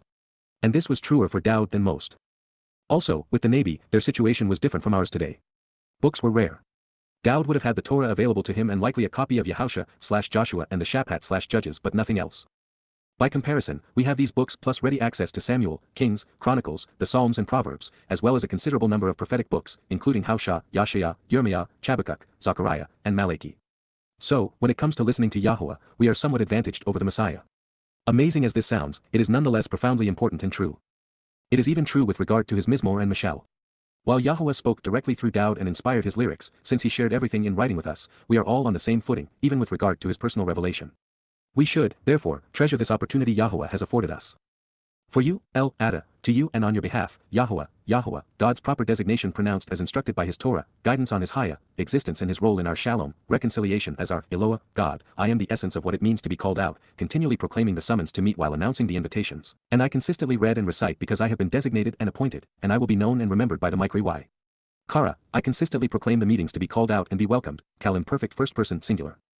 My sharp crag, Sur Eni, my prominent rock, you are never unresponsive or silent toward me, and you take no action apart from me, Al Charash Min Eni, you never scheme against me nor inscribe anything apart from me, and you are not silent regarding me, Kal imperfect second person masculine singular Joseph, because if you were unresponsive with me and silent regarding me, Pen Chasha Min Eni, then I might be likened to one who governs and speaks in catchy phrases, with my proverbial wisdom and memorable discourse while even compared, Wa Mashal, with those who will be brought down to, I'm Yared, the pit, bore, dungeon and prison. Mizmor/lyrics to be sung/Psalm 28 verse 1. Yahowah has invited us to engage in his Berith covenant family and attend his Moedim meetings regarding his eternal testimony and restoring witnesses. But they do us no good unless we are made aware of them and are encouraged to respond. Dowd is not only advancing our awareness, he is a contributor to and beneficiary of the first three and an integral part of the final three. Towrah is about preparing Yisrael for his return on Kippurim to anoint the mercy seat of the Ark of the Covenant so that he can reign over Sukkah. In this pronouncement, Dowd is calling on Yisraelites to leave corrupt human institutions so that they can answer Yahowah's invitations to meet and be welcomed into the covenant. Having read the Torah, he is now reciting his Mizmor. In this case, the Tsur prominent and sharp crag may represent Yahowah, who, because he is reliable, is serving as Dowd's rock. However, with Yahowah's propensity to achieve his objectives through others, this is more likely the same Tsur crag deployed in the previous psalm, who was being acknowledged for elevating the Messiah's status prior to his return. Either way, the result is the same. Being responsive to what Dowd represents will prevent those who are studious from misconstruing God's purpose. There is the tendency to normalize Dowd, such that he is seen as a king who lived long ago and as nothing more. And because he was neither a conqueror nor a tyrant, his divine accolades are seldom acknowledged. Moreover, because he has been robbed of his significance by Christians to deify Jesus, there is the tendency to think of him as king of the catchy phrases and proverbial wisdom but not as our Savior, the Son of God, or Messiah. Dowd is Kara, the living embodiment of what it means to be called out, or someone known for having fulfilled the Mikri Y. And it is his words that we Kara read and recite to capitalize upon what he has done to bring us into the covenant family. Repeating what he shared previously, Dowd is reaffirming that Yahowah enjoys hearing him speak of his preferred place in his plans. In addition, when he describes God as the one who is assisting him, Yahowah is all the more pleased. You want to hear, Shama, you enjoy listening to, Kal imperative second person masculine singular, the sound, Kaul, of my generosity, kindness, and compassion, Takan Eni, of my consideration and love, while requesting help, Ba Shawa, by imploring aid, for me concerning you, Eni, El, Ada. In lifting me up, Ba Nasa Eni, my hands and influence, Yad Eni, are for your set-apart word, your most special message and your most distinctly uncommon nature, El Dabir Kodesh Ada. Mizmor/lyrics to be sung/Psalm 28 verse 2. When we are about the business of condemning what God disdains while sharing what he cherishes, Yahowah is committed to assisting us. By prioritizing his message, we demonstrate our compassion. And the more we allow God to help us, the freer we are to read and write, listen and speak, learn and teach. While it should go without saying that God doesn't want to lump us in with those who are working against him, he doesn't necessarily want to withdraw us either. We are a light in the darkness without being overshadowed by it or enveloped in it. You do not want to continually draw me away, dragging me off and prolonging my time, Al Mashik Eni, you will not take me away such that I remain, Kal imperfect, with the guilty and condemnable who are wrong, Imrasha, with those who devise and carry out, Wa, Impile, deceitful and troublesome religious idolatry, on, or those who speak of peace and reconciliation, Daber Shalom, with their culpable countrymen, Imrea, Hem, when perverted calamities, Wa occupy their hearts. Heads, and judgment, Ba Lebab Hem. Mizmor/lyrics to be sung/Psalm 28 verse 3. If Yahowah removed his most effective spokesman from our troubled and hypocritical world, then how would those who are open to learning find reliable teachers?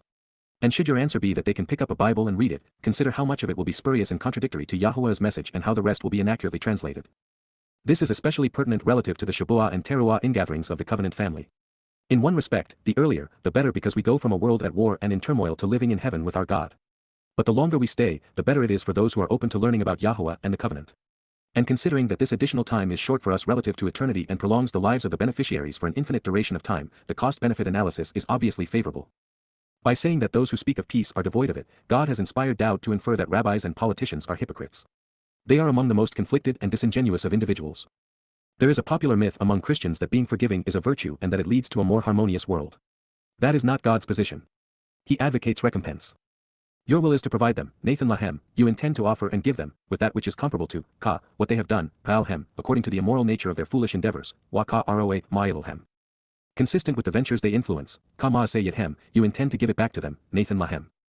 Your will is to return, Shub, what they have done, rendering recompense and restitution to them, Gemul Hem Lahem. Mizmor/lyrics to be sung/Psalm 28 verse 4. There is no other way to be just. If there is no recompense, there is no compassion for the victims. If there is no restitution, crime pays and anarchy reigns. Therefore, to be fair, God will judge the world. And as is usually the case, the thing which separates the condemned from the commended is understanding. Since they do not realize or understand, byn, because they do not discern, apprehend, perceive, distinguish, regard, appreciate, or teach, imperfect, that which pertains to Yahowah's reward and recompense, payula Yahowah, or that which concerns the work of his hands, maaseh Yathu, he will tear them down, eliminating them, harishem. And he will not re-establish them, lo banahem, so he will not build them back up, imperfect Jussiv. Mizmor/lyrics to be sung/Psalm 28 verse 5. A time is swiftly approaching when every soul will be placed in one of three categories. In this case, the ignorant will be eliminated, their souls ceasing to exist. At the same time, those who were instrumental in betraying the trust of the people and leading them astray will be cast into Sheol, eternally separated from those who remain. And it is those who understand what Yahowah is offering and expects in return whose souls will endure in Shemaim. Once this occurs, all who are left are covenant and the restored remnant, all of whom are alive and blessed as a result of what Yahowah and Dowd have accomplished on our behalf. Lifted up in love and blessed, Barak, is Yahowah, Yahowah. Indeed, it is certain, he had heard, Shama, the voice, Kau, the verbal articulation, of my generosity, kindness, and consideration, Takan any, of my favoritism, love, and compassion. Mizmor/lyrics to be sung/Psalm 28 verse 6. The more we extol the realization that we are set apart and special in God's eyes, and thus favored by him, the more our message will resonate with those who yearn to be part of his family. For some very impressive reasons, Dowd remains the most favored among the chosen. When our relationship with Yah is at its peak performance, he is our offense and defense, our ability to prevail without fear of reprisal. We can be bold, knowing that he is not only supporting our efforts but also providing for our safety. Yahowah, God's proper designation pronounced as instructed by his Torah, guidance on his Hayah, existence and his role in our Shalom, reconciliation as our Eloah, God, is my offense, my source of empowerment and fortitude, my source of determined resilience, my stubborn stance, providing me with the ability to accomplish what is intended, desired, and necessary, and my defense, my protective shield, my protection against attack. In him, Be'ehu, my head and heart, Leb any, trust and rely, Batach, are confident and confide, and I was supported and assisted and was, therefore, able to help, Azar, I have received and provided vital assistance, Peel perfect. And so, my heart and thinking, Leb any, my innermost nature and essence of who I am and what I want, rejoice, alas, are genuinely happy, even jubilant and delighted. With my song, Min Shyr any, I exuberantly express my appreciation to him for allowing me to accomplish his will while acknowledging how his influence enabled something exceptionally wonderful to occur for me and for him, Yadahu, I publicly confess his influence and hand in what I have made possible along with my awareness and knowledge of his contribution, denominative of Yad, hand and influence and Yada, knowing and acknowledging, hyphal imperfect first person singular energic none. Jussiv Paragogicum energicus. Mizmor/lyrics to be sung/Psalm 28 verse 7. It is the best life can be, productive and purposeful, joyful and rewarding. It is a high-stakes game without risk. It is like watching the opposition show up with picks and shovels when God is wielding a nuclear-powered excavator. The question for us to consider when contemplating the full extent of Dowd's trust and Yahowah's assistance is just how far they were willing to go to save us from ourselves. Witnessing Dowd's reliance on and confidence in Yahowah is something beautiful to behold. Their love and respect for one another is beyond our imagination. And as a result, with his Messiah, Yahowah delivers and saves. Yahowah, transliterated as directed by his Torah, instructions on his Hayah, existence and his role in our Shalom, reconciliation, is their source of enrichment and will provide everything they require, fortifying them, Azlahem, while empowering with the strength to prevail, protecting and enabling, Wama'az, making unassailable by offering the needed assistance, delivering salvation, Yeshua, making victorious and liberating, with his anointed Messiah. Mashiach hu. Mizmor/lyrics to be sung/Psalm 28 verse 8. It is so peculiar of the religious to have gotten something this essential wrong when it is so plainly stated. Yahowah's Mashiach anointed Messiah is Dowd, who is the prophet and king who wrote this Mizmor song about his relationship with his father. Unfortunately, Jews do not recognize him as HaMashiach and are blindly awaiting another. And Christians worship a misnomer on whom they have transferred a corrupted Greek variation of the title as if it were a last name. To have created the world's most popular religion by getting something this straightforward wrong speaks to the collective stupidity or gullibility of humankind. As such, God damns religion. Mashiach is a uniquely Hebrew concept, one born in the pages of the Torah, which is where it is explained. And I suppose that is why Paul and company removed its origin away from the Torah and forewent an explanation of how the title applied to the counterfeit caricature he was conceiving. He would translate the title into Greek, affording his latest variation of Dionysus a purloined past. But he did not act alone. In fact, since he failed to provide a justification for Jesus Christ, it was left to the Roman Catholic Church to cover over his mistake. But rather than distract from the conclusion of the Mizmor, let's table that analysis until the end of the chapter. God's approach has been clearly stated since the creation of the universe and conception of life. The fulfillment of Chag Matzah in 33 CE, in the Yahbel year of 4000 Yah, would have been the only thing Yahowah has done without the assistance of a human co-worker. But such speculation is a waste of time since God just identified the individual who volunteered to serve in this role. This known, the Messiah's motivation would have to have been exemplary because the suffering would be extraordinary. It would only be by focusing on the enormous benefits to be achieved that the sacrifice would be deemed appropriate. And yet here it is, right before our eyes, the most elaborately hidden treasure in human history. How has everyone missed it? We just read that Yahowah empowers his people so that they can prevail while protecting, delivering, and providing salvation with his anointed Messiah. And there is only one person anointed in this role, and he is the same individual that Yahowah refers to as his Mashiach. Therefore, there is a singular option, one man among billions through whom God delivered on his promise to save his people. For those who trust God, Dowd is our Savior. For those who prefer religion, there is no Savior. That was true then, now, and forever. Yahowah did not provide a checklist with a variety of options. Dowd is the chosen one. In Hebrew, when a word is repeated, as is the pronoun who, his, then the intent is emphatic and often exponential. Dowd is Yahowah's anointed son. He is who is in every sense of the word. HaMashiach as the Messiah's follow-on statement is equally profound. Your will and my overwhelming desire, your decision and my choice, is to accomplish what must be done to save, Yasha, you and I want to facilitate the rescue, deliverance, and sparing, providing victory and salvation by working effectively together as one, hyphal imperative second-person masculine singular pedagogic ecohortative, your people and family, Yada. You have chosen to lovingly lift up and bless, Wa Barak, you want to commend and invoke the benefits of favoring, Peel imperative doubled second-person masculine singular, your heir apparent as an inheritance to your children, Nakla, Ada, your possession, property, and portion, your inalienable hereditary rights, because you want to shepherd them, to lead, nurture, and protect the sheep, Wareahem. It is your desire to guide and feed your flock as a friend and companion, Cal. Imperative second-person masculine singular. You want to lift them up, carry them away, and raise them, Wanasa, Hem, you have chosen to uplift and bear them, forgive and honor them, even celebrate with them, Peel imperative, as an enduring witness, Ad, with the restoring testimony, forevermore, Ha-Alam, throughout eternity. Mizmor/lyrics to be sung/Psalm 28 verse 9. It is rare, although always revealing, when we encounter multiple expressions of volition in the same statement. Here, the operative verb is Yasha, which means, to liberate, deliver, spare, keep safe, and, most especially, to save. It was written in the cohortative and imperative moods to express first and second-person volition, communicating the desire of the speaker, Dowd, and the listener, Yahowah, to deliver salvation. Further, the hyphal stem reveals that they are collectively committed to making this possible on behalf of their people, and to such an extent, one is enabling the other. And by using the pedagogic, Dowd underscored the urgency of their plan to save Yisrael. Therefore, the anointed Messiah said of himself and his father, your will and my overwhelming desire, your decision and my choice, is to accomplish what must be done to save, Yasha, your people, Ada. There is no other way to accurately render this verb or the implications of the volitional moods denoting the intent. Therefore, just as was the case with the previous admission, we either accept the fact that Yahowah and Dowd jointly decided to deliver on the promise to save Yisrael through this man and in this manner, or we are left without a God, Messiah, and Savior because there is no other credible source from which they can be drawn. If this were just a man, saying it would be one thing, but doing it quite another. But that is not the case here because this man is the acknowledged Son of God, his anointed Messiah, and the King of Yisrael. And as a prophet, his words were inspired by the God with whom he was agreeing and would partner. To make their pronouncement of mutual intent a reality, and to do so in a manner consistent with the Torah and prophets, there would be only one solution: the first 3 Moedim would have to be honored by the second coming of Dowd in year 4000 Yah. This is because, to fit the Torah's pattern, the Passover sacrifice would be honored 40 Yah from when, and in the same location where Abraham and Yitzchak confirmed the covenant, foreshadowing this day. Therefore, Dowd would arrive in Roman-occupied Judea a few years prior to Pesach, Matzah, and Bikurim in 33 CE. And that is precisely as he, himself, foretold in his prophecy to Daniel. From this, we can confidently surmise that the Messiah and Son of God was speaking of himself in his 22nd and 88th Psalms when he vividly described what he would endure while fulfilling Pesach, Matzah, and Bikurim. And it means that Yahshua was addressing Dowd in Isaiah 9 and 53. Therefore, Dowd is more than the Messiah and Son of God, the shepherd who became king, he is our Savior. Further, this means that the caricature attributed to Jesus Christ was nothing more than a crude counterfeit of the actual Messiah, Son of God, and Savior. There was, therefore, no basis for Christianity. The religion was based upon identity theft and character assassination. The most beneficial act in human history would be buried under a mountain of lies. As such, there was no justification for the first rabbis to promote the false Messiah Bar Kokhba in rebuttal to the Christian fraud. And it was that error in judgment which ultimately led to the destruction of Yehuda, the diaspora, and the Holocaust.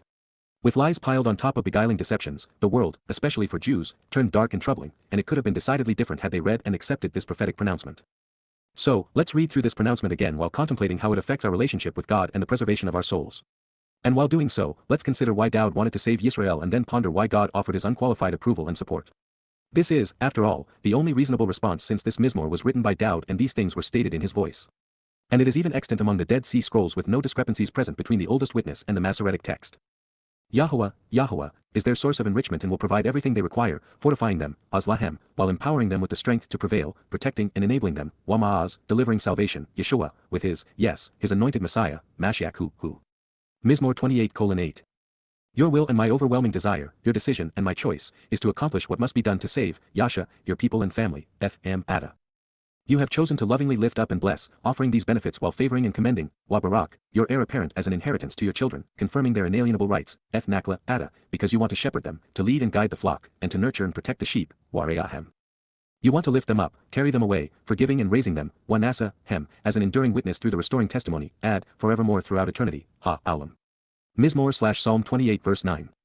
Should you be surprised that the Messiah's pronouncement was so bold and resolute, so far-reaching, all-encompassing in its implications, welcome to the club. Among the most important declarations ever made, it has been neglected for the past 3,000 years. And in all of that time, the obvious conclusions we have been contemplating have been ignored, even among the Jews for whom this message was intended. There is so much valuable information conveyed by Dowd in this pronouncement. Let's consider what serving as our Savior would entail. He inferred that, as a result of Yahuwah's Mashiach fulfilling Pesach and Bikurim, God would be able to enrich and empower the covenant's children on Bikurim, providing everything we would need to be productive and prevail in life and while working with him. In this way, Yahuwah would accomplish his primary goal with the consent of his Son, which has always been to save his people so that they can become his family. To achieve this result, Yahuwah would be offering the benefits of the covenant relationship by lifting up and commending his Son as his heir apparent. Dowd would receive and then redistribute the ultimate inheritance. The rights of the firstborn would be shared by all during Bikurim firstborn children, just as was foretold in the Torah. Yahuwah would shepherd his flock by deploying his beloved shepherd, Dowd. The Messiah would guide and protect his father's flock. And then, as a result of Shabuah, the children of the covenant would be lifted up and carried away, ascending to heaven. This is the enduring witness and restoring testimony of our God and his Son. It will stand tested and true forevermore. That is the message of the 28th Mizmor/Psalm. These are lyrics to sing. And while this is wonderful news, as good as divine revelation gets, there is also a sad undercurrent. The greatest of all tragedies was the unrelenting pain Jews inflicted upon their Messiah by failing to appreciate and capitalize upon all he endured to fulfill Chag Matzah. The religions of Judaism and Christianity have made a mockery of his sacrifice, completely denying him credit for the most loving and heroic act ever contemplated, much less accomplished. The religious have muted the message of Father and Son, and in the process, they have misrepresented the Mikri. And so, here again are the lyrics to Dowd's magnificent song. For you, Ada, Yahowah, Yahowah, I am the essence of what it means to be called out, continually proclaiming the summons to meet while announcing the invitations, and I consistently read and recite because I have been designated and appointed, and I will be known and remembered by the Mikri, Kara. My sharp crag, Sur Eni, you are never unresponsive or silent toward me, and you take no action apart from me, Al Charash Min Eni, because if you were unresponsive with me and silent regarding me, Pen Chasha Min Eni, then I might be likened to one who governs and speaks in catchy phrases, with my proverbial wisdom and memorable discourse while even compared, Wamashal, with those who will be brought down to, I'm Yared, the pit, Bor. Mizmor 28:1. You want to hear, Shama, the sound, Kaul, of my generosity and compassion, Takanun Eni, even in requesting help, Ba Shawa, for me concerning you, Eni El Ada. In lifting me up, Ba Nasa Eni, my hands and influence, Yad Eni, are for your set-apart word, your most special message and your distinctly uncommon nature, El Daber Kodesh Ada. Mizmor 28:2. You do not want to continually draw me away, dragging me off and prolonging my time, Al Mashik Eni, with the guilty and condemnable who are wrong, Im Rasha, with those who devise and carry out, Wa, impile, deceitful and troublesome religious idolatry, on, or those who speak of peace and reconciliation, Daber Shalom, with their culpable countrymen, Imrea, Hem, when perverted calamities, Wareah, occupy their hearts, heads, and judgment, Ba Lebab Hem. Mizmor 28:3. Your will is to provide them, Nathan Lahem, with that which is comparable to, Ka, what they have done, Pal Hem, according to the immoral nature of their foolish endeavors, Wa Ka Roa, Ma'il Hem. Consistent with the ventures they influence, Ka Ma'aseh Hem, you intend to give it back to them, Nathan Lahem. Your will is to return, Shub, what they have done, rendering recompense and restitution to them, Gemul Hem Lahem. Mizmor 28:4. Since they do not realize or apprehend, they do not understand or regard, they do not even perceive or appreciate, Ky Lo, Byn, that which pertains to Yahuwah's reward and recompense, El Payula Yahuwah, or that which concerns the work of his hands, Wa El Maaseh Yadhu, he will tear them down, eliminating them, Harishem. And he will not re-establish them, Wa Lo Banahem. Mizmor 28:5. Lifted up in love and blessed, Barak, is Yahuwah, Yahowah. Indeed, Ky, it is certain, he had heard, Shama, the voice, Kaul, of my generosity, kindness, and consideration, of my love and compassion, Takanun Eni. Mizmor 28:6. Yahuwah, Yahuwah, is my offense, my source of empowerment and fortitude, my determination, providing me with the ability to accomplish what is intended, desired, and necessary, Oz Eni, and my defense, my protective shield, Wa Megan Eni.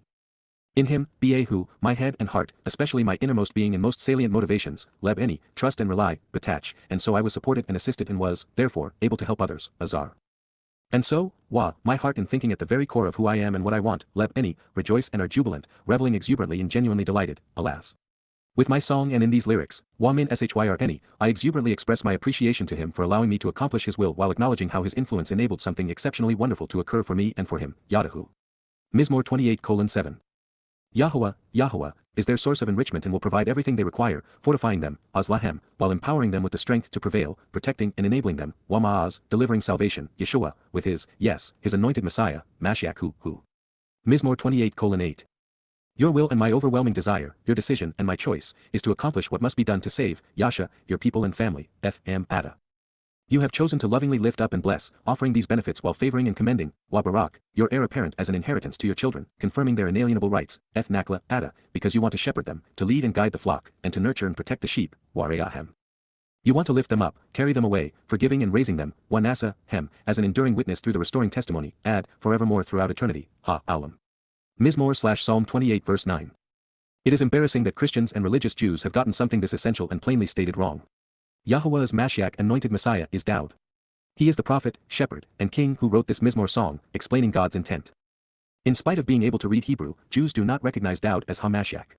They have been beguiled into expecting another. And Christians worship a misnomer and counterfeit on whom they have transferred a corrupted Greek variation of the title as if it were their Jesus Christ's last name. It is such a preposterous proposition, I wanted to share its origins with you, even if it is only the tip of the iceberg. A far more profound truth awaits. This transformation from Dowd being the Mashiach Messiah according to God, to Jesus being the Christ according to men, is so maniacal and twisted that the justification for it wouldn't be conceived until the 4th century CE under the purview of the Roman Catholic Church. It was added to the 8th chapter of Mark and then embellished for the 16th chapter of the entirely plagiarized fraud known today as the Gospel of Matthew.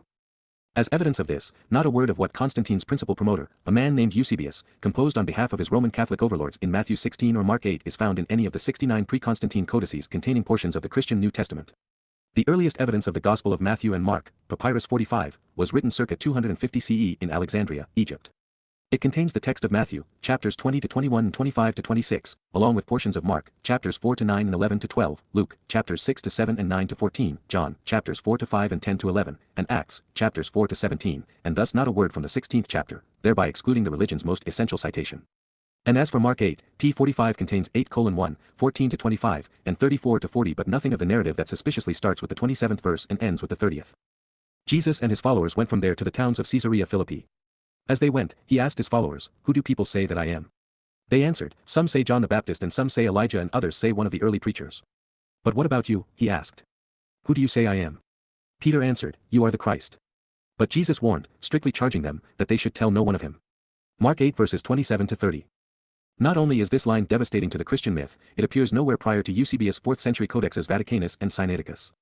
Moreover, Eusebius made a careless mistake, adding additional commentary to the text of Matthew when it was penned 2 to 3 decades after Mark's hearsay account by an impostor. Unwritten information is always lost over time, never gained. Therefore, by adding considerable detail to the much later account composed as an act of plagiarism by someone writing 6 decades after these events took place, it's an obvious fraud. Nevertheless, in the narrative Eusebius composed to justify Christianity in the Gospel of Matthew, he picked up where he left off at the gates of hell and then became a novelist.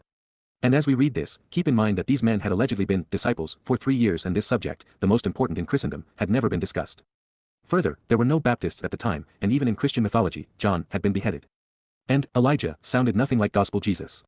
In fact, his message in opposition to the Lord and the Queen of Heaven destroyed the emerging religion 888 years before it was conceived. And Jeremiah's renewal of the covenant was with Jews, not Gentiles, and it was based upon the integration of the Torah, negating any prospect of a New Testament. And, of course, there were no early preachers, because they are a Christian invention and hell has no power or influence over anyone. Clearly, Eusebius wasn't a very intelligent man, and as a result, his Jesus comes across as a nincompoop. I'm surprised that he wasn't compared to Santa Claus, the Tooth Fairy, and the Easter Bunny. Jesus came into the country of Caesarea Philippi. He asked his followers, "Who do people say that I, the Son of Man, am?" They said, "Some say you are John the Baptist. And some say Elijah and others say Jeremiah or one of the early preachers." He said to them, "But who do you say that I am?" Simon Peter said, "You are the Christ, the Son of the living God." Jesus said to him, "Simon, son of Jonah, you are happy because you did not learn this from man. My Father in heaven has shown you this. And I tell you that you are Peter. On this rock I will build my church. The powers of hell will not be able to have power over my church. I will give you the keys of the holy nation of heaven. Whatever you do not allow on earth will not have been allowed in heaven. Whatever you allow on earth will have been allowed in heaven." Then with strong words he told his followers to tell no one that he was the Christ. Matthew 16 verses 13 to 20, this is so blatantly fraudulent, it's amazing that Christians are so easily duped. Beyond the points previously made, there is no precedence for recognizing someone as the Christ, because this title was not part of any prophecy, prediction, or prior lore. And if he was the returning Mashiach, then his name was Dowd, who, as the Son of God, would not have called himself the Son of Man because that title comes from the demonic tome of Ezekiel. Further, Jesus was neither a Hebrew, Roman, or Greek name, and it would not actually appear as such in the New Testament prior to the early 1600s. While Eusebius and Peter were wrong, and being right matters, you are happy, is an irrelevant and rather absurd response. That which is discerned from our Father in heaven is correct, and this was not. Peter is a crude transliteration of the Greek word Petros, and Gospel Jesus supposedly spoke Hebrew and Aramaic. And as we have discovered in his own prose, Dowd had a crag, and Peter wasn't it. There is no underlying Hebrew word even remotely aligned with church. So, Gospel Jesus could not have had one of those. The closest ancient name to church comes by way of the Odyssey, where Circe, pronounced with the hard ch sound, as the daughter of Helios, the sun, was the goddess who used her sorcery to prevent Odysseus from returning home. But at least like gilded cathedrals, she was a lustrous nymph with a lovely appearance. She not only served wine, with her magic powers, she built herself an imposing palace where, as an enchantress, she became famous for using spells capable of turning men into swine, which proved handy when offering ham for Easter. Further, heaven isn't a nation, and what is allowed on earth is not allowed in Shemaim. As proof, there are no Christians there. Then there is the issue that according to God, Dowd holds the keys. So, this is an achievement of sorts. It isn't every day that someone manages to get everything wrong and yet is believed. It's a miracle. This wondrous achievement duly noted, Christ, Christian, Christianity, and church are all negated by Jesus' closing remark. Then with strong words he told his followers to tell no one that he was the Christ. How did the religion manage to survive that comment? While it is hard to believe, the tripe which follows is even more harmful to the Christian myth, especially with Paul having admitted to having been demon-possessed 3 decades before Matthew was plagiarized and 3 centuries before it was editorialized. From that time on Jesus began to tell his followers that he had to go to Jerusalem and suffer many things. These hard things would come from the leaders and from the head religious leaders of the Jews and from the teachers of the law. He told them he would be killed and 3 days later he would be raised from the dead. Peter took Jesus away from the others and spoke sharp words to him. He said, "Never, Lord. This must not happen to you." Then Jesus turned to Peter and said, "Get behind me, Satan. You are standing in my way. You are not thinking how God thinks. You are thinking how man thinks." Matthew 16 verses 21 to 23. Since fulfilling Pesach, Matzah, and Bikurim was the sole reason for the Messiah's return, why was Gospel Jesus just now telling the disciples this? And since the YYV3C1 are YAHOWAH's, since they are presented in the Torah, and since fulfilling them was Dowd's idea, why would he lie and claim that he would suffer as a result of Jewish religious leaders who taught from the Torah? Why predict bodily resurrection when it's counterproductive and would serve no purpose?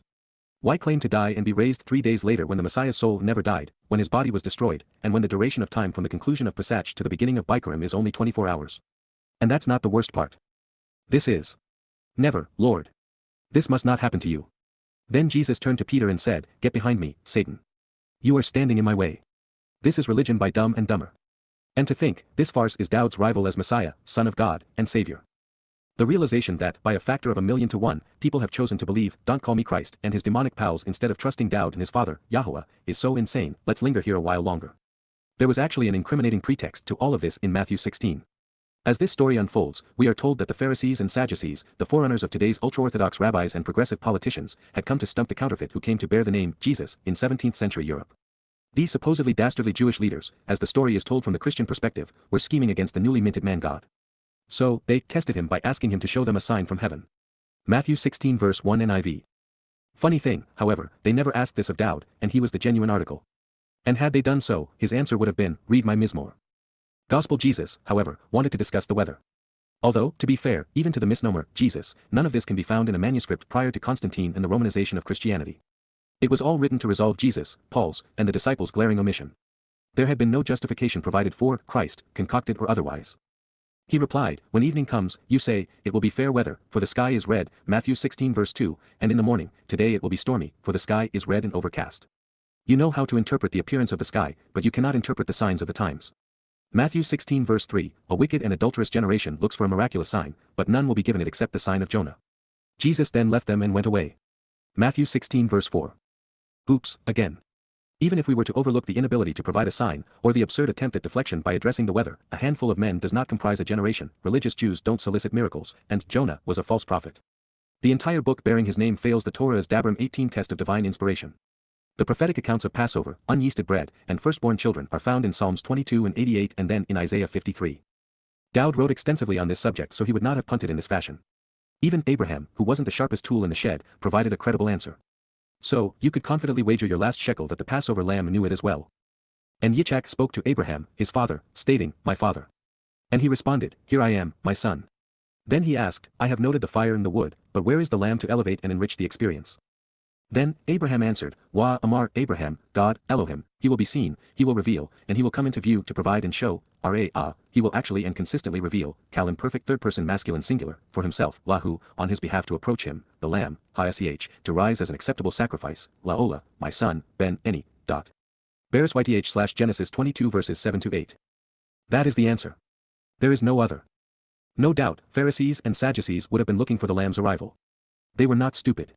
They knew that this was the right time because they were just days away from Pesach in the Yabel year 4000 Yah when it was foretold that this would occur. But unfortunately, had this meeting taken place, rather than recording the actual question and answer, the Roman Catholic Church plastered over it with one of their own, one that hid the truth and promoted a self-serving lie. Beyond the religious drivel, the lone prophecy which speaks of the Messiah arriving and being cut down is briefly mentioned in Daniel 9. But it is not only directed toward Dowd, it was delivered by him. Over the course of 1,000 years, from 1447 BCE through 447 BCE, from Moses to Malachi, the Father in heaven, aka Yahowah, revealed more information regarding what would occur and its significance to our lives than we could process over a lifetime, and yet, never once did he mention that the Passover lamb would be the Christ. So, since Yahowah most assuredly did not reveal this corruption of his prior testimony, who did? I'll take the greatest deceivers for $1,000, Alex. While serving Emperor Constantine, he wrote the most cited line in the Gospel of Matthew. Who is Eusebius? The only informed and rational answer, of course, and the winning answer to the proposed question on jeopardy, is that it was revealed by Eusebius. He is the only one with the means and motive to commit this crime. It is one that has cost billions their souls, Jews and Christians alike, while ushering in the most anti-Semitic and oppressive institution since Imperial Rome. And upon this lie, the Christian church would be built. Not in Jerusalem, of course, but in Rome, even though this was written to serve Emperor Constantine in Constantinople. Earlier, I mentioned that the keys to unlock heaven's door were held by Dowd. But they were not given to him by anyone because he earned them. And these keys control access to everything pertaining to the house and family of Dowd, including Yehudah and Yisrael, the city of Dowd and the planet Earth, the home of Yahowah on Maria, the expanse of the universe, and breadth of the heavens. Speaking of how he would reward Hezekiah for having re-established the observance of Pesach and Matzah, God revealed in Yashayah/Isaiah 22 verse 22, Then I will set the key of the house of Dowd on his shoulder. When he opens, no one will shut. When he shuts, no one will open. Thereby, Jerusalem was protected from the Assyrian assault in 711 BCE. But the truth was of no interest to the Roman Catholic Church. In fact, it remains an obstacle to overcome. Likewise, Yahowah, Yashayah, Jerusalem, and Yehudim meant nothing to them, only Dowd, because without plundering him, there would be no Christ, Son of God, Christian, or Church. The institution most at odds with Yahowah and his Torah, the one which would preclude billions from entering heaven and send thousands to hell, was justified upon this sleight of hand, an incredulous but well-placed lie. And this is not a trifling error because these would represent the most beneficial days of all time. The Messiah had returned to make his people immortal and perfect children of the covenant. His Basar body would fulfill Passover while his Nepesh soul carried our guilt to Sheol, never to be seen again. The most beneficial sacrifice in human history was fulfilled as proclaimed throughout the prophets, both in Dowd's Mizmor and in the Torah of Moses. We even have a marvelous accounting of events presented in Yashayah. No further explanations were needed. Dowd knew full well that the reason for his sacrifice was to honor God's promise to Abraham and provide the benefits of the covenant. This ordeal had nothing to do with the Jewish elders or the chief priests, of which there was only one. They were irrelevant. And had there been any teachers of the Torah at the time, they would have precluded this gibberish from being postulated and popularized. The Torah explains why he would be sacrificed on Maria in Jerusalem during Pesach in the Yabel year of 4000 Yah. The prophets even reveal his identity. The voluntary victim actually foretold his arrival, accurate to the week, month, and year. The pain would be inflicted by Imperial Rome, which evolved directly into the Roman Catholic Church. But to cover up their complicity in their crime, their favored alibi became, blame the Jews. The body of the Passover lamb was killed, in fact, executed. Its death occurs to provide an extension of life to those celebrating the Mikra. It would defeat the purpose if the body of the lamb came back to life. It might have also been a little weird to have feasted on the lamb and incinerated its remains later that night, only to see all of the little lambies emerging intact and animated from the ashes 2 days later. Resurrections were part of Dionysus' story and that of the others like Osiris, Tammuz, and Bacchus. To make the newly minted Christ similarly magical and illustrious as them, and worthy of Greek and Roman veneration, he would also have to rise from the dead. Dowd's portrayal of what he had decided to achieve was brilliantly and cogently stated in the 28th Psalm. However, should it not be sufficient for some, my advice would be to reconsider the 89th Mizmor and rediscover Dowd's place in God's plans. It is so vital to our understanding, you will find it in Yada Yahowah Volume 7 and Coming Home Volumes 1 and 2. Much of it is also repeated in Twistianity Volume 4 and Babel Volumes 1 and 3. Or you can stay the course because I'm going to present it yet again at the conclusion of the next chapter. Within it, there is no mention of a Jesus or a Christ. But God has a lot to say about his Son, the Messiah, and returning King. When reading the 89th Mizmor from the proper perspective, it is definitive regarding the identity of the Nepesh who volunteered for this mission. And to my thinking, it is the crescendo of the most inspiring lyrics ever composed. It is Dowd's song. Yod Hey Wah Hey.